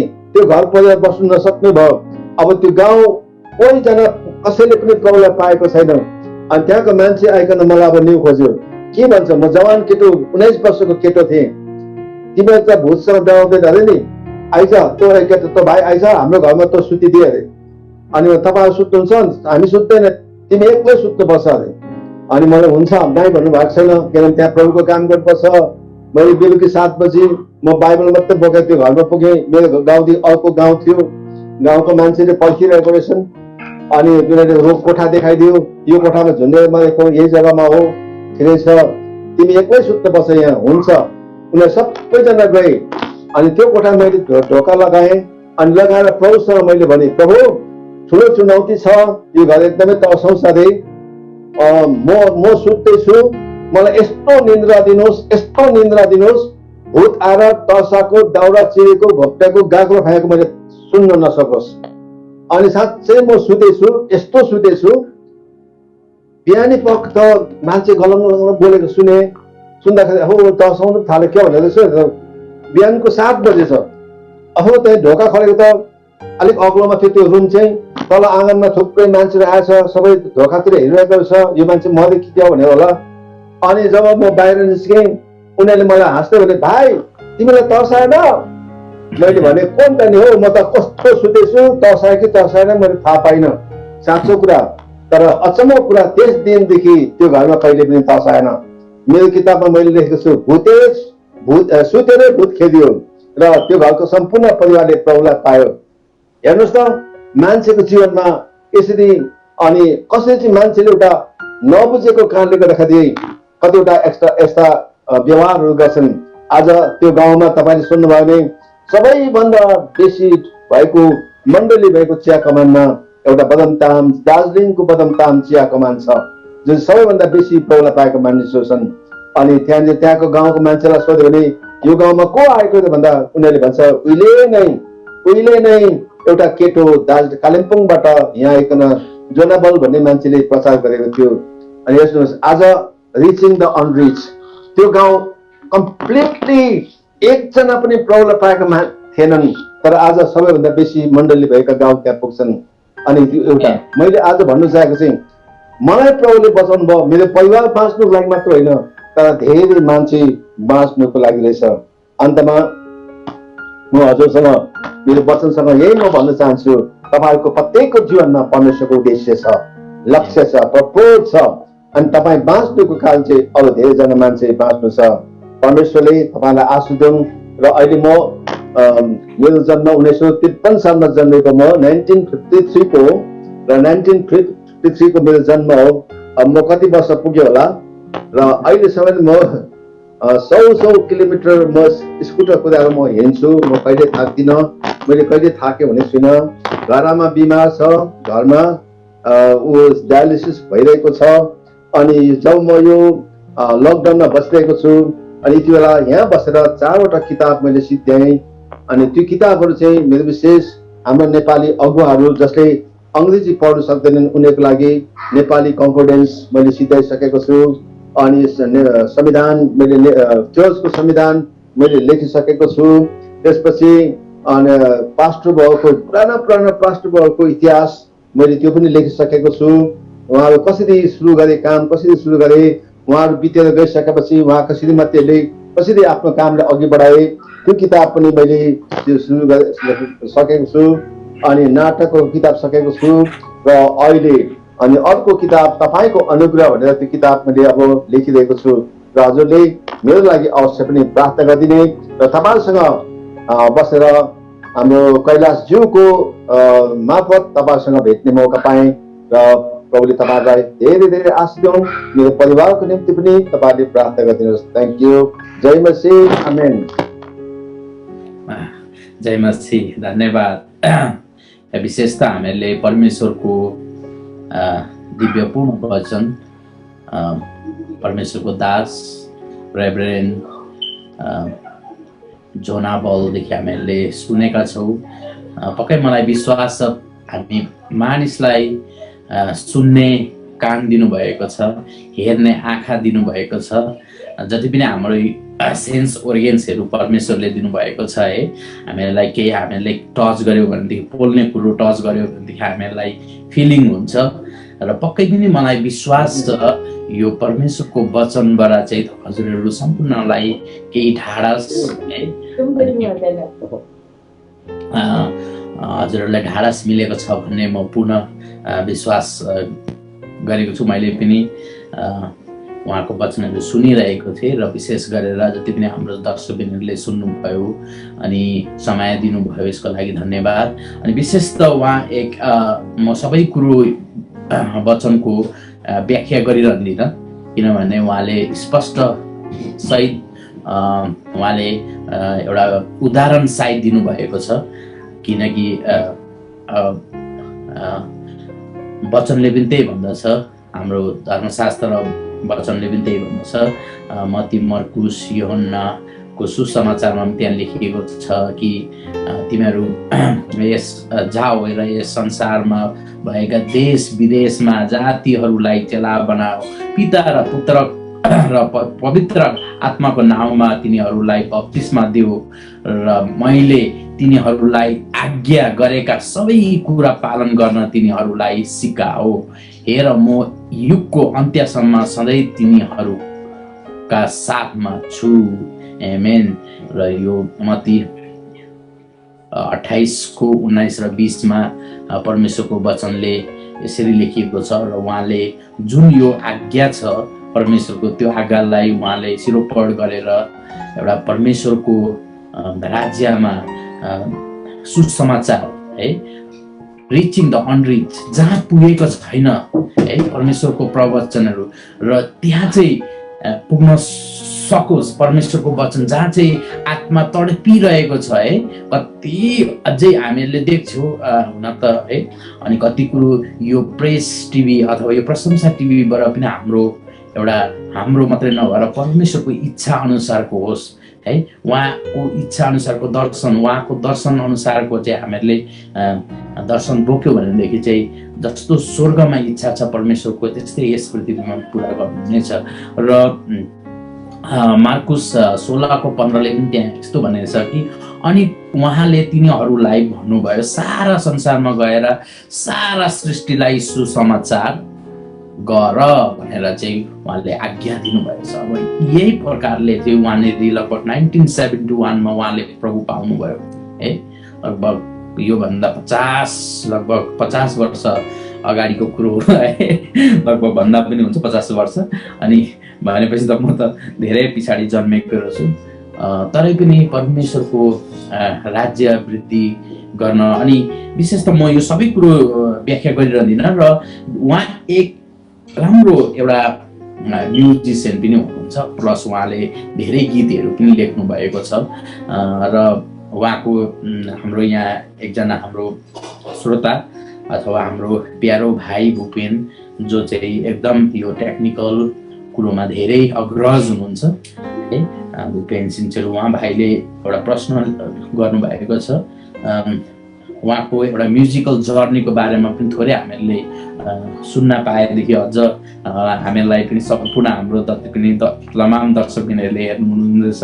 उहाँ एउटा प्रचारक मात्रै होइन, उहाँ नाटक लेख्ने, त्यो नाटक पात्र त नभनौँ, अथवा नाटक लेख्ने होइन, उहाँ नाटक पनि खेल्नुहुन्छ भन्ने मैले सुनेको पनि थिएँ। र अनि विशेष गरेर हजुरको यो म्युजिकल जर्नीको बारेमा थोरै हाम्रो दर्शकबिनहरूलाई सुनाइदिनुहोस् न छोटो समय लिएर।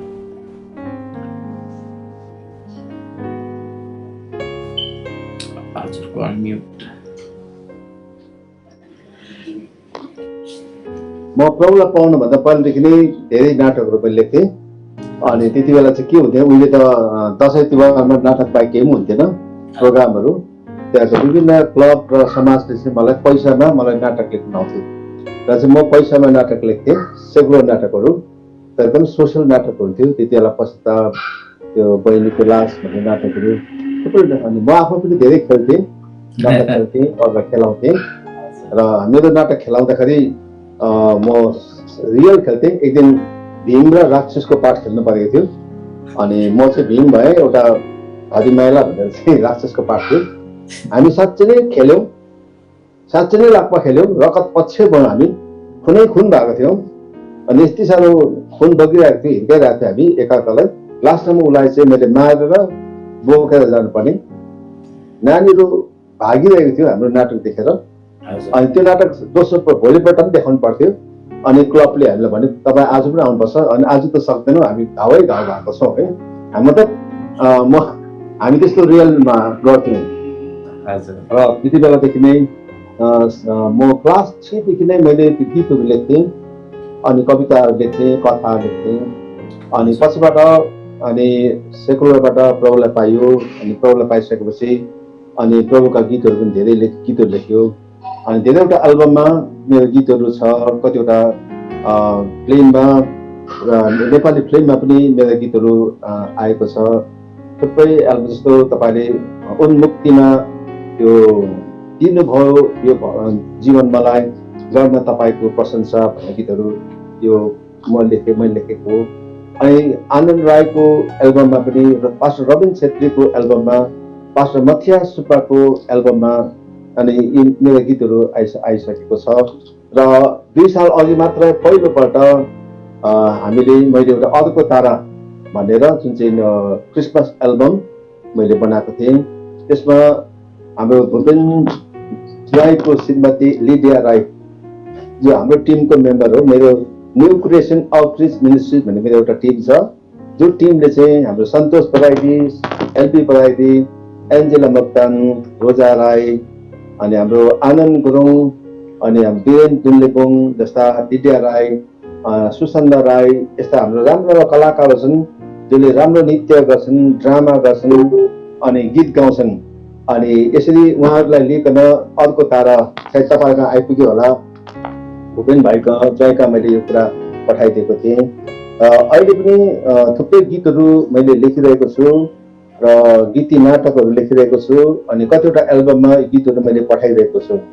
र यसरी नै मेरो अब के गर्ने र बजाउनु चाहिँ म सबै बजाउँछु, अनि बाजा सबै बजाउँछु, तर राम्रोसँग चाहिँ बजाउँदिनँ। तर कुनै पनि गीतमा बजाइदिन्छु, नबजाएको केही बाजा पनि छैन। तर स्वर चाहिँ घोरले भयो, गाउनु चाहिँ सक्दिनँ। उहिले चाहिँ गाउँथेँ र अब चाहिँ गाउनु नसकेको कारणले अब चाहिँ गीत लेख्न सक्छु, राग हाल्न सक्दिनँ। तर गीत लेखेर चाहिँ यस्ता सङ्गीतमा केही योगदान मैले पुर्याइरहेको छु। र प्रार्थना गरिदिनुहोस् चाँडैभन्दा चाँडै नेपालबाट युट्युबमा मेरो गीतहरू आउनेछ। र मलाई चाहिँ चाहेको नेपालका धेरै यता मुभी मेकरहरूसँग मेरो भेटघाट भयो, इटलीको काठमाडौँको भाइसँग। उहाँहरूले भन्नुभयो कि काठमाडौँमा नेपालमा हामीसित कलाकारहरू पनि छ, स्टुडियोहरू पनि छ, सबै टेक्निकल सबै कुराहरू छ, अनि सबै कुरा छ। तर हामीसित कथा छैन, हामीसित खास प्लट छैन, कथा छैन। अनि उहाँले चाहिँ भन्नुभयो तपाईँसित चाहिँ कथा रहेछ, प्रशस्तै कथा रहेछ। जब उहाँसँग मैले बात मारेँ अनि सबै मैले लेखेको छु, जुन चाहिँ अहिले यो एउटा किताब मैले नाटकको लेखेको छु, यसमा थुप्रै गीतहरू पसिसकेको छ र यसरी नै मेरो एउटा म्युजिकको इतिहास चाहिँ यति नै हो। हजुर धन्यवाद। विशेष त हामीले उहाँको एउटा म्युजिकल जर्नी थोरै उहाँको सुनेका छौँ अनि विशेष त उहाँ एउटा नाटककार क्षेत्रमा, फिल्मी क्षेत्रमा भनौँ, विशेष गरेर अहिलेको जुन यो जति पनि मुभी थिएटरहरू आउँछ, हुन त यो कति कुरोहरूले उहाँको जति पनि कलम चलाउने उहाँको परमेश्वरले दान वरदान दिनुभएको छ।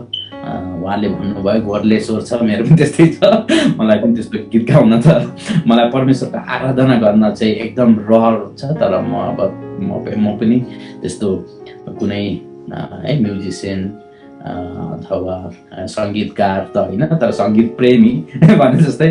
अनि पास्टर बाबुले पनि एकदम है उहाँको धेरै गीतहरू छ, धेरै उहाँले लेख्नु भएको छ। म सम्पूर्ण गीतहरू त अब म यो अहिलेको यो लाइभमा म सबै भन्न सक्दिनँ। अब विशेष गरेर है उहाँलाई धन्यवाद र परमेश्वरले अझ उहाँलाई प्रशस्त मात्रामा आशिष दिनुभएको होस्।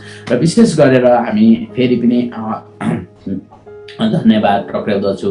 यदि उहाँको तपाईँहरूलाई केही त्यस्तो चाहियो नाटक अथवा त्यस्तो लेखन क्षेत्रमा अथवा केही कुरोहरू हजुरले उहाँहरूलाई व्यक्तिगत रूपमा पनि भेटेर अथवा गफ गरेर अथवा परमेश्वरको राज्य कसरी चाहिँ हामीले एक अर्कामा साथ हातेमालो गर्दै अगाडि बढ्ने भन्ने कुरोलाई हामी गर्न सक्नेछौँ। र विशेष गरेर अब हामी लगभग यो यहाँ अर्को प्रश्न हामीलाई आएको छ विशेष गरेर। अनि अब यो थोरै म यहाँनिर अलिकति म यो प्रश्नलाई चाहिँ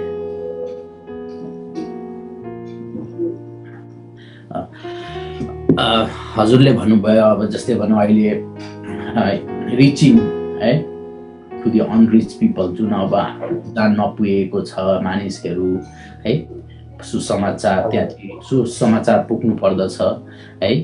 र यो समयमा अहिले यो पेन्डेमिक समयमा हुन त हामी अहिले हिँड्न मिल्दैन, कहीँ जान मिल्दैन, रोगहरू सर्छ, सङ्क्रमित हुन्छ अथवा एकअर्कामा यो हुन्छ।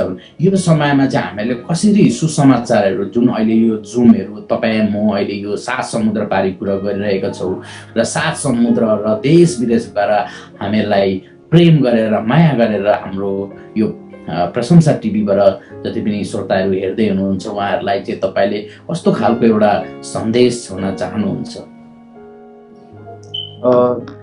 मलाई के लाग्यो भने अहिले जुन प्रकारको यो पेन्डेमिक समयमा जुन प्रकारले पहिला नहुँदा जुन प्रकारले हामीले काम गरिरहेका छौँ त्यो गर्न त मिलेको छैन। हामीलाई धेरै घाटा नोक्सान हामीलाई लागिरहेको छ। हाम्रो थुप्रो थुप्रो कार्यक्रमहरू, हाम्रो सेवाहरू पनि अहिले ठप्प भएको छ। हामीले केही पनि गर्न सकेका छौँ, प्यारालाइज जस्तै नै हामीले भएका छौँ र हाम्रो विभिन्न सेवाहरू थियो त्यो सेवा गर्न मिलेको छैन। त मलाई चाहिँ के लाग्यो भने एउटा दुईवटा इक्जाम्पल म दिन्छु मेरो आफ्नो अनुभव। जस्तो मेरो मण्डलीको अस्ति जाँदा 23 जना चाहिँ हस्पिटलमा थियो। उनीहरू मेरो गाउँमै त्यो उनीहरूले बिमार भएर अनि घरि म लगातार उनीहरूसँग बस्थेँ, उनीहरूसँग हुन्थेँ यसो म फोनमा। त्यो ठुल्ठुलो हलमा यति राम्रोसँगले सिक्किम गभर्मेन्टले उनीहरूलाई राखिदिएको थियो। अनि त्यसपछि धेरै गाउँको मान्छेहरू के सिक्किमका विभिन्न ठाउँको मान्छेहरू, प्रब्लम नपाएको मान्छेहरू पनि सबै सँगै नै थिए, एउटै हलमा राखिएको थियो। अनि हाम्रा विश्वासीहरूले चाहिँ के गरिरहेको थियो भने उनीहरूले प्रत्येक मर्निङ डिभोसन, त्यसपछि एक्सर्साइजको रूपमा गीत बजाएर नाच्ने, बाइबल अध्ययन गर्ने, अनि प्रब्लम नपाएकोहरूलाई सुसमाचार सुनाउने, उनीहरूको निम्ति प्रार्थना गरिदिने। र उनीहरूले हामीलाई के भन्दै थियो भने पास्टर बाबु हामी त एकदमै प्रभुको बन्दोबस्त अनुसारमा यहाँ आएछौँ, जसलाई हामीले कहिले पनि सुसमाचार सुनाउन पाएका थिएनौँ हामीले सुनाउन पायौँ, उनीहरूलाई हामीले गीत सुनाउन पायौँ, हामीले उनीहरूलाई प्रभुको वचन सुनाउन पायौँ। प्रभुलाई हामी धन्यवाद चढाउँछौँ यो बिमारको लागि पनि। यो एउटा प्रभुले हामीलाई मौका खोलिदिनु भयो। कति मजा लाग्यो मलाई क्या, र मजा लाग्यो मलाई। मेरो विश्वासीहरू कहिले पनि इन्टरनेटमा पुगेनन्, हताश भएनन्। उनीहरू लगातार हामीसँग कनेक्सनमा बसिकन सुसमाचार सुनाए। अर्को कुरो मलाई के लाग्यो भने, हिजोस्ति जब मेरो चर्चमा त्यो बिमारी भयो, मैले एउटा भिडियो पठाएको थिएँ, र जो चाहिँ मैले कुनै कति घन्टाभित्रमा चाहिँ 7,000 भन्दा बढी चाहिँ त्यसको सेयर भइसकेको थियो, फलोवर्सहरू भइसकेको थियो। यति साह्रो कुना कुना कुना। मैले बेलुकी 5 बजी मैले भाइ विशाल सेवालाई भनेर निकाल्नु पर्यो कि निकाल्नु पर्यो क्या त्यो कुरालाई नि, किनभने यति बिना भाइरल भयो। यति बिना गाउँ गाउँ कुना कुनादेखि लिएर इन्डियादेखि बाहिर पनि मान्छेले मलाई फोन गर्न थाले क्या। यो के भयो, कसो भयो, कसरी भयो, के भयो त अलिकति मलाई त डर पनि लाग्न थाल्यो क्या भयो त। अनि यति बिना नि अब अहिलेसम्म पनि मान्छेले तपाईँको त्यो देख्यौँ, भिडियो देख्यौँ, तपाईँको यस्तो देख्यौँ उस्तो देख्यौँ भन्न थाल्यो क्या। अब प्रब्लम पाएको मान्छे भन्दा विशेष प्रब्लम नपाएको मान्छे पनि क्या। त्यतिखेर मैले के सम्झेँ भने नि, यो तपाईँको हाम्रो जुन चाहिँ जुन फेलोसिप छ, जुन अनलाइन फेलोसिप छ, यसले त एकै ठाउँमा बसेर चाहिँ एकैछिनमा हजारौँ मान्छेसँग भेट्न सकिँदो रहेछ क्या। हजारौँ मानिससँग चाहिँ भेट्न सकिँदो रहेछ, सुसमाचार प्रचार गर्न सकिँदो रहेछ फेसबुकको मार्फत। अब मान्छेले सेयर गरिहाल्छ, हेरिहाल्छ। अनि यो पेन्डेमिकको समयमा हामी अब कुनै प्रकारको निराश नभएर परमेश्वरले एउटा यो समय हामीले यस्तो गर्न पाउने पनि थिएनौँ होला।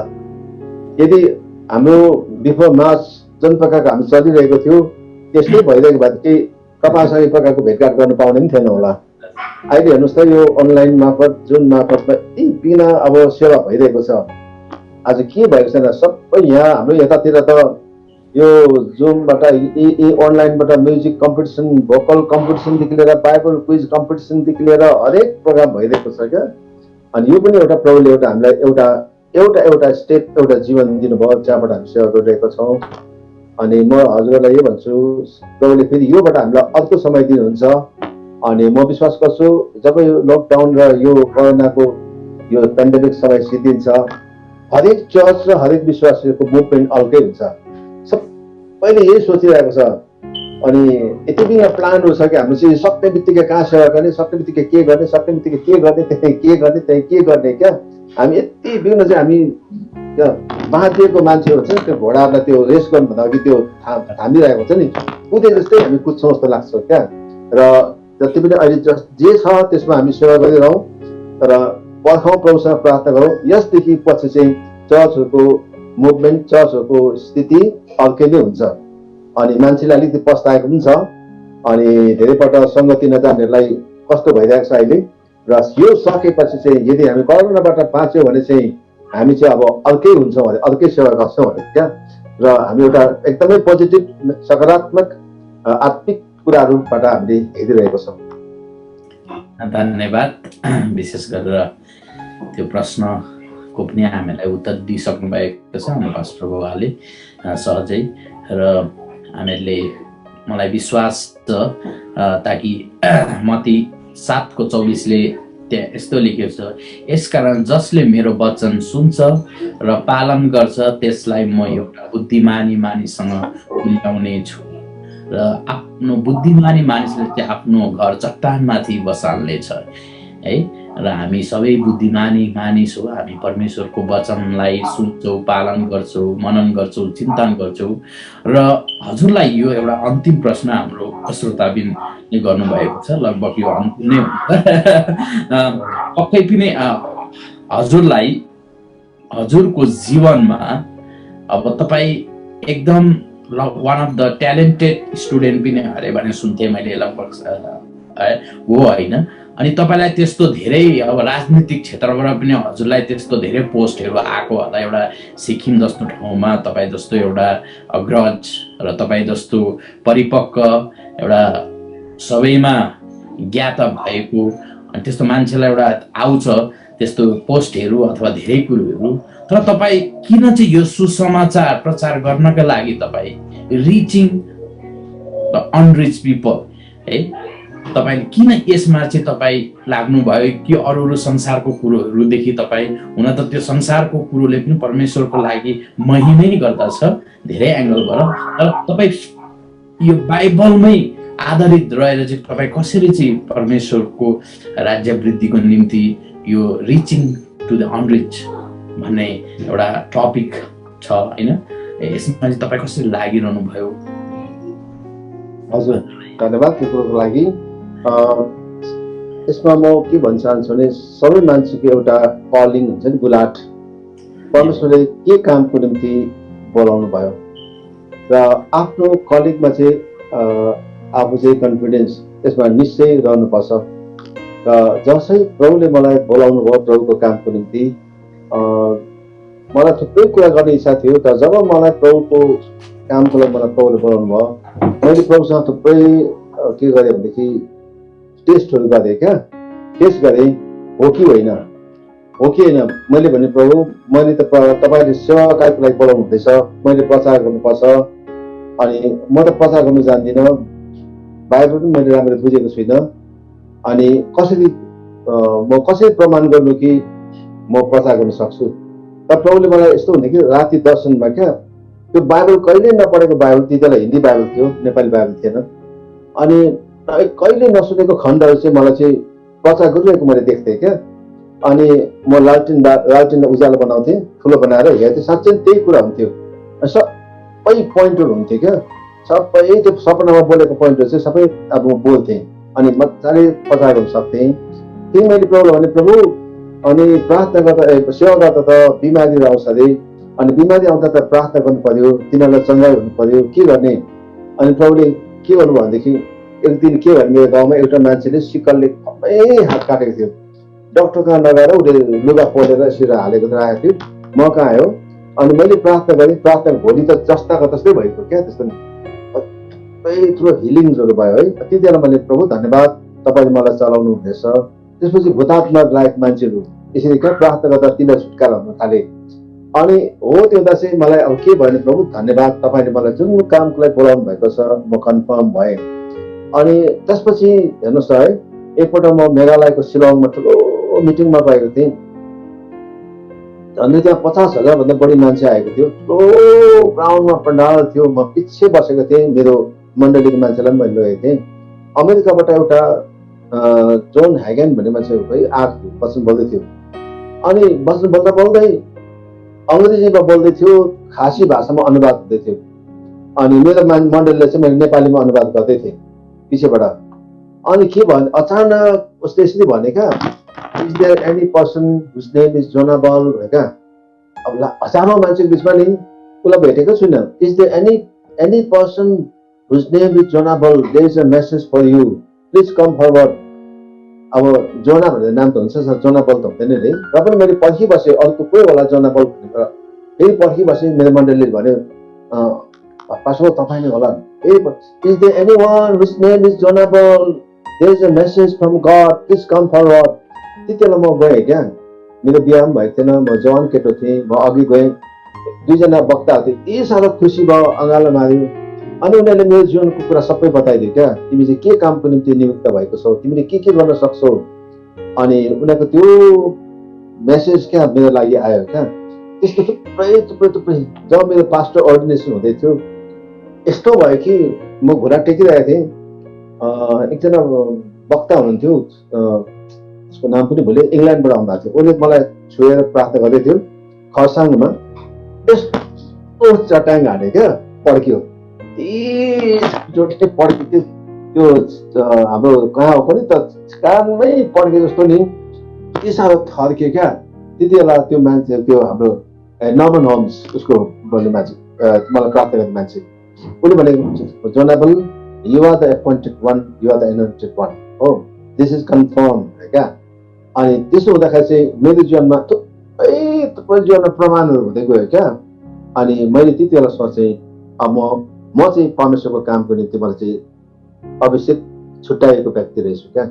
अनि त्यति बेला मैले प्रभुसँग प्रार्थना गरेँ, ठिक छ म तपाईँको काम गर्छु, तर म संसारिक काम पनि गर्छु है, तर मलाई प्रभुको तपाईँको काम गर्न दिनुहोस्, संसारिक काममा पनि मलाई सफल गराइदिनुहोस् है, गराइदिनुहोस्। म नानीहरूलाई माया गर्ने हो, मेरो सेवाकार्य नानीहरूबाट सुरु गरेको हो, चिल्ड्रेन मिनिस्ट्री।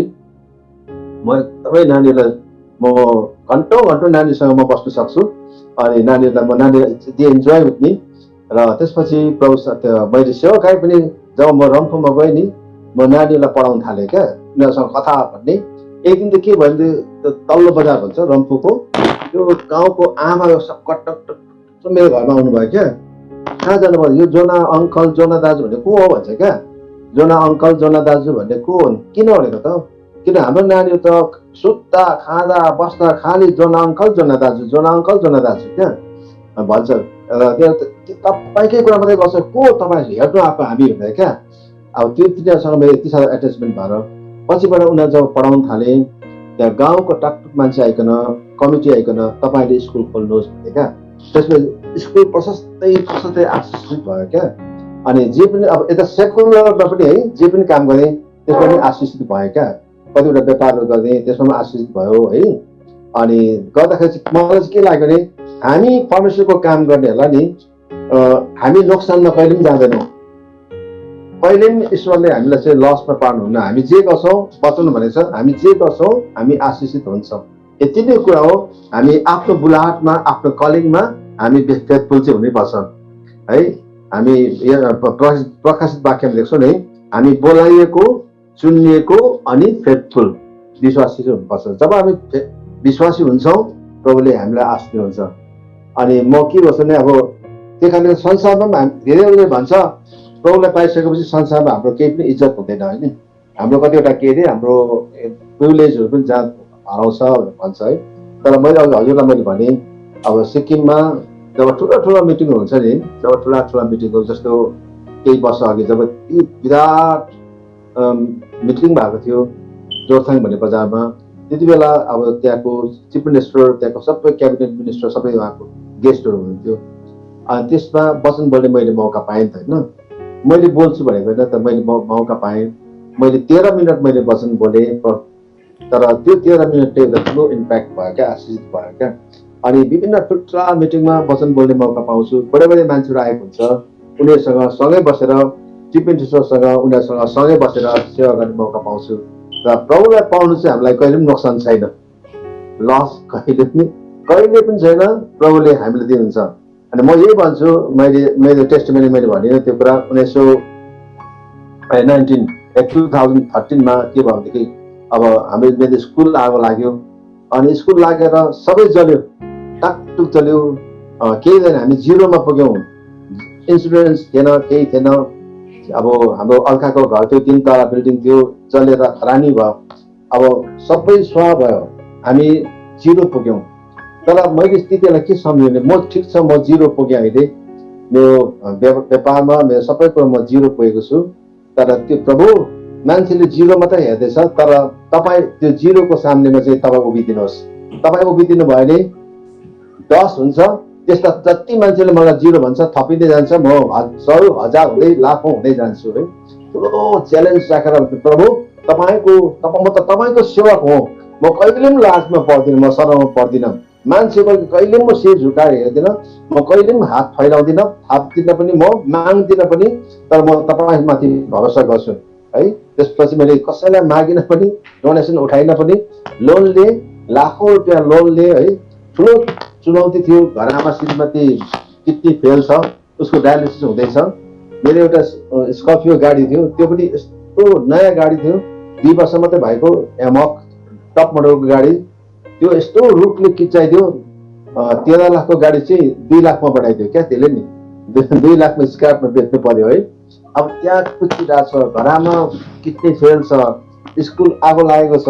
अब सबैको सामने चाहिँ अब म चाहिँ सकेको, तर फेरि भन्छु प्रभु होइन, म तपाईँको सेवक हो, म तपाईँको सेवक हो, अरूभन्दा चाहिँ म माथि नै हुनुपर्छ।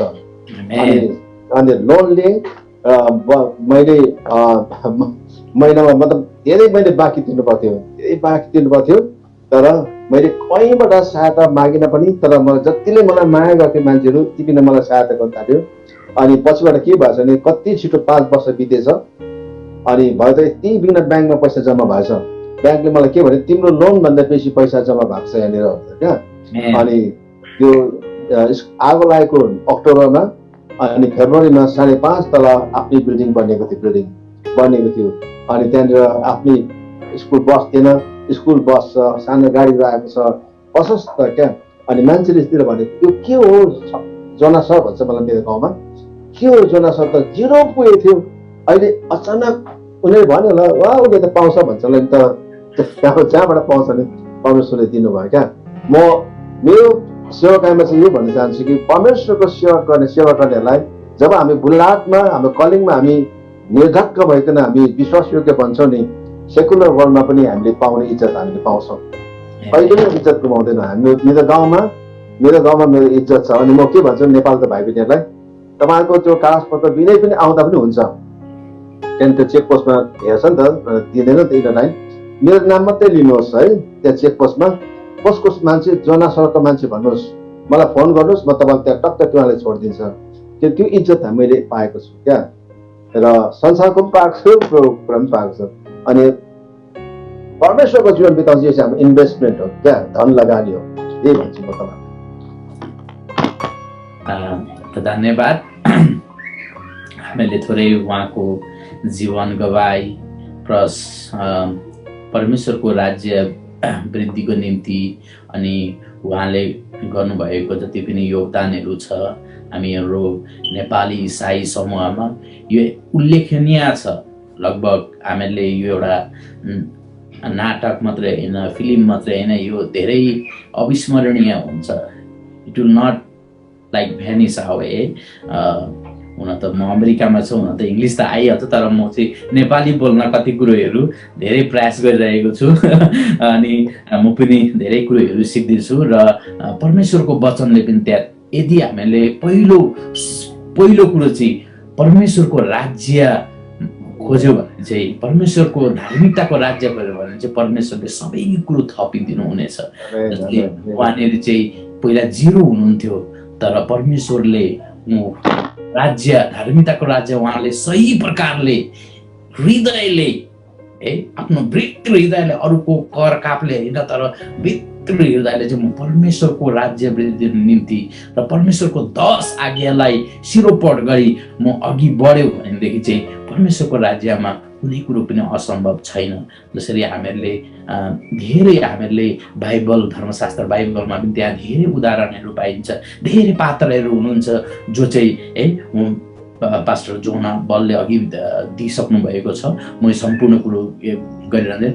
र यदि तपाईँहरू संसारभरको कुना कुनामा बसेर परमेश्वरको राज्य वृद्धिको निम्ति तपाईँहरू अघि बढिरहनु भएको छ, पाइला चलाइरहनु भएको छ, तरै पनि तपाईँहरूलाई धेरै समस्या छ, तपाईँहरूको अब धेरै म दुर्गम क्षेत्रमा जहाँनिर चाहिँ यातायात पुग्दैन, जहाँनिर चाहिँ केही कुरोको असुविधा छ। मैले धेरै अगाडि धेरै पास्टरहरूसँग धेरै नेपालदेखि लिएर धेरै ठाउँमा, इन्डिया, नेपाल, भुटानको कुना कुना जुन ठाउँमा चाहिँ सुसमाचार पुगेको छैन, त्यहाँ चाहिँ के हुँदैछ भन्दाखेरि चाहिँ धेरै उहाँहरूलाई सतावटहरू आइरहेको छ है सरकारबाट है, अनि प्लस उहाँहरूको छर छिमेकीबाट है, किन त्यो ठाउँमा त्यति शिक्षित छैन, शिक्षित त छन् तर अलिकति कन्जर्भेटिभ माइन्ड, नट एडभान्स भएको, जसले चाहिँ एउटा एडभान्स कुरोलाई है परमेश्वरको राज्य वृद्धिको निम्ति अघि बढ्छ भनेदेखि परमेश्वरको राज्यमा सबै कुरो। र म हजुरहरूलाई यही उत्साह दिन चाहन्छु, यो प्रशंसा टिभीबाट तपाईँहरू पाइला चाल्नुहोस्, लड्नुहुन्छ होला एउटा स्टेपमा, फेरि उठ्नुहोस्, हरेस नखानुहोस्, ट्राई अन्टिल यु सक्सेस। तपाईँ कोसिस गरिरहनुहोस्, तपाईँ लडिरहनुहुन्छ, लडाउने धेरै हुन्छ, तपाईँलाई भर्याङ तान्ने धेरै हुन्छ, तर म तपाईँहरूलाई यो प्रेस टिभीबाट, यो प्रशंसा टिभीबाट एउटै कुरा हजुरहरूलाई म बिन्ती गर्छु कि तपाईँहरूलाई साथ दिने चाहिँ सर्वशक्तिमान, सर्वज्ञानी, सर्वव्यापी परमेश्वर चाहिँ माथि हुनुहुन्छ र माथिबाट तपाईँलाई परमेश्वरले उचाल्नुहुन्छ। जति पनि परमेश्वरको दासहरू सुसमाचारको लागि कुना कुनामा जानु हुँदैछ, उहाँहरूलाई सतावट भइरहेको छ, उहाँहरूलाई मारिरहेका छन्, उहाँहरूको ज्यान गुमाइरहेको छ। अहिले मैले धेरै भिडियोहरू हेर्दै थिएँ, मलाई बरर आँसु आयो के गरेका होला? They don't have mind. उहाँहरूको के सोच्ने शक्ति छैन। उहाँहरू नराम्रो कुराको लागि होइन, जो अमार्गमा हिँड्दैछ, जो चाहिँ एउटा मार्ग, एउटा जुन परमेश्वरको धार्मिकताको अथवा अनन्त जीवनको मार्गमा हिँडेर ऊ गएको छैन र ऊ बरालेर हिँड्दैछ भने त्यसलाई चाहिँ सही ठाउँमा ल्याउनका लागि त्यो ठाउँमा जाँदै हुनुहुन्छ भने उहाँहरूलाई किन सतावट? र म यो प्रशंसा टिभीबाट हजुरहरूलाई बिन्ती गर्दछु, जति पनि नेपालको सरकारहरू हुनुहुन्छ र देश विदेशका भने उहाँहरूलाई तपाईँले प्रेम गर्नुहोस्। होला सबै सही प्रकारको ट्रु सर्भेन्ट अफ गड नहोला, तर जसले परमेश्वरको 10 आज्ञालाई सिरोपण गरेर परमेश्वरको धार्मिकताको राज्यको निम्ति अघि बढ्दैछ भने है उहाँहरूले देशको लागि पनि राम्रो काम गर्दै हुनुहुन्छ, देशको वृद्धिको लागि पनि राम्रो काम गर्दै हुनुहुन्छ, समाजको लागि राम्रो काम गर्दै हुनुहुन्छ। र यदि कसैले एउटा ढोका बन्द गर्दैछ भने परमेश्वरले तपाईहरूको निम्ति अर्को ढोका खोल्दै हुनुहुन्छ, जुन ढोकाबाट चाहिँ हजुरहरू पस्नुहुन्छ र त्यसले चाहिँ अनन्त जीवनको बाटोमा, अनन्त स्वर्गको लोकको ठाउँमा हामीलाई पुर्याउनेछ है। मानिसहरूले धेरै ढोकाहरू क्लोज गर्दै होलान्, बन्द गर्दै होलान् हजुरहरूको निम्ति, तर तपाईँहरू नडराउनुहोस्। यो पेन्डामिक होला, यो महामारीको समयमा अब म के गर्नु है, मलाई यस्तो कोभिड लागेको छ, म अब केही गर्न सक्दिनँ है भन्दै हुनुहुन्छ भनेदेखि तपाईँको साथमा परमेश्वर हुनुहुन्छ, जो अल्फा ओमेगा इमानुएल परमेश्वर तपाईँको साथमा हुनुहुन्छ र तपाईँलाई चङ्गाई गर्नुहुनेछ र तपाईँलाई परमेश्वरले शिर तुल्याउनु हुनेछ। र विशेष गरेर म धेरै समय लिँदिनँ, धेरै मैले प्रचार गरिरहनु पर्दैन, पास्टर बाबुले प्रचार गरिसक्नु भएको छ र म यस घडी फेरि पनि हाम्रो निमन्त्रणलाई सहजै स्वीकारेर आइदिनु भएको छ। यो धेरै समय हामीले बिताएका छौँ र हामी पास्टर बाबुलाई पनि धन्यवाद दिँदछौँ। हाम्रो हृदयबाट, हाम्रो सम्पूर्ण प्रेस टिमबाट हामी उहाँलाई धन्यवाद टक्राउँदछु र विशेष गरेर प्रार्थना गर्दछु। र जति पनि दर्शकबिनहरू जति पनि पछाडि हेर्दै हुनुहुन्छ, उहाँको श्रीमती पास्टर नै आमा एकदम समस्या छ उहाँहरूलाई, हामी उहाँहरूको निम्ति प्रार्थना गरौँ, उहाँहरूको निम्ति आर्थिक सहायता सहयोग है। यदि तपाईँहरूलाई थाहा छैन भने हामीलाई कन्ट्याक्ट गर्नुहोस् र हामी उहाँहरूलाई सहायता गर्नेछौँ। र तपाईँहरूले व्यक्तिगत रूपमा उहाँहरूको आफ्नै च्यानल छ, उहाँले आफ्नै ग्रुप खोल्नु भएको छ, व्यक्तिगत रूपमा तपाईँहरूले उहाँलाई पनि सम्पर्क गरेर सहायता सहयोग मद्दत है, अनि परमेश्वरको राज्यमा एक अर्कामा हातेमालो गर्दै, एक अर्कामा है हौसला गर्दै, एक अर्कामा निर्माण गर्दै, एक अर्कामा है साथ सहयोग सबै थोक गर्दै हामी अघि बढ्नु पर्दछ। र यही भन्दै म सम्पूर्ण दर्शकबिनहरूलाई पनि धन्यवाद दिँदछु र हाम्रो आगन्तुक गेस्ट जुनाबललाई पनि धन्यवाद दिँदै म यो प्रशंसा टिभी बाट हामी बिदा लिन चाहन्छु।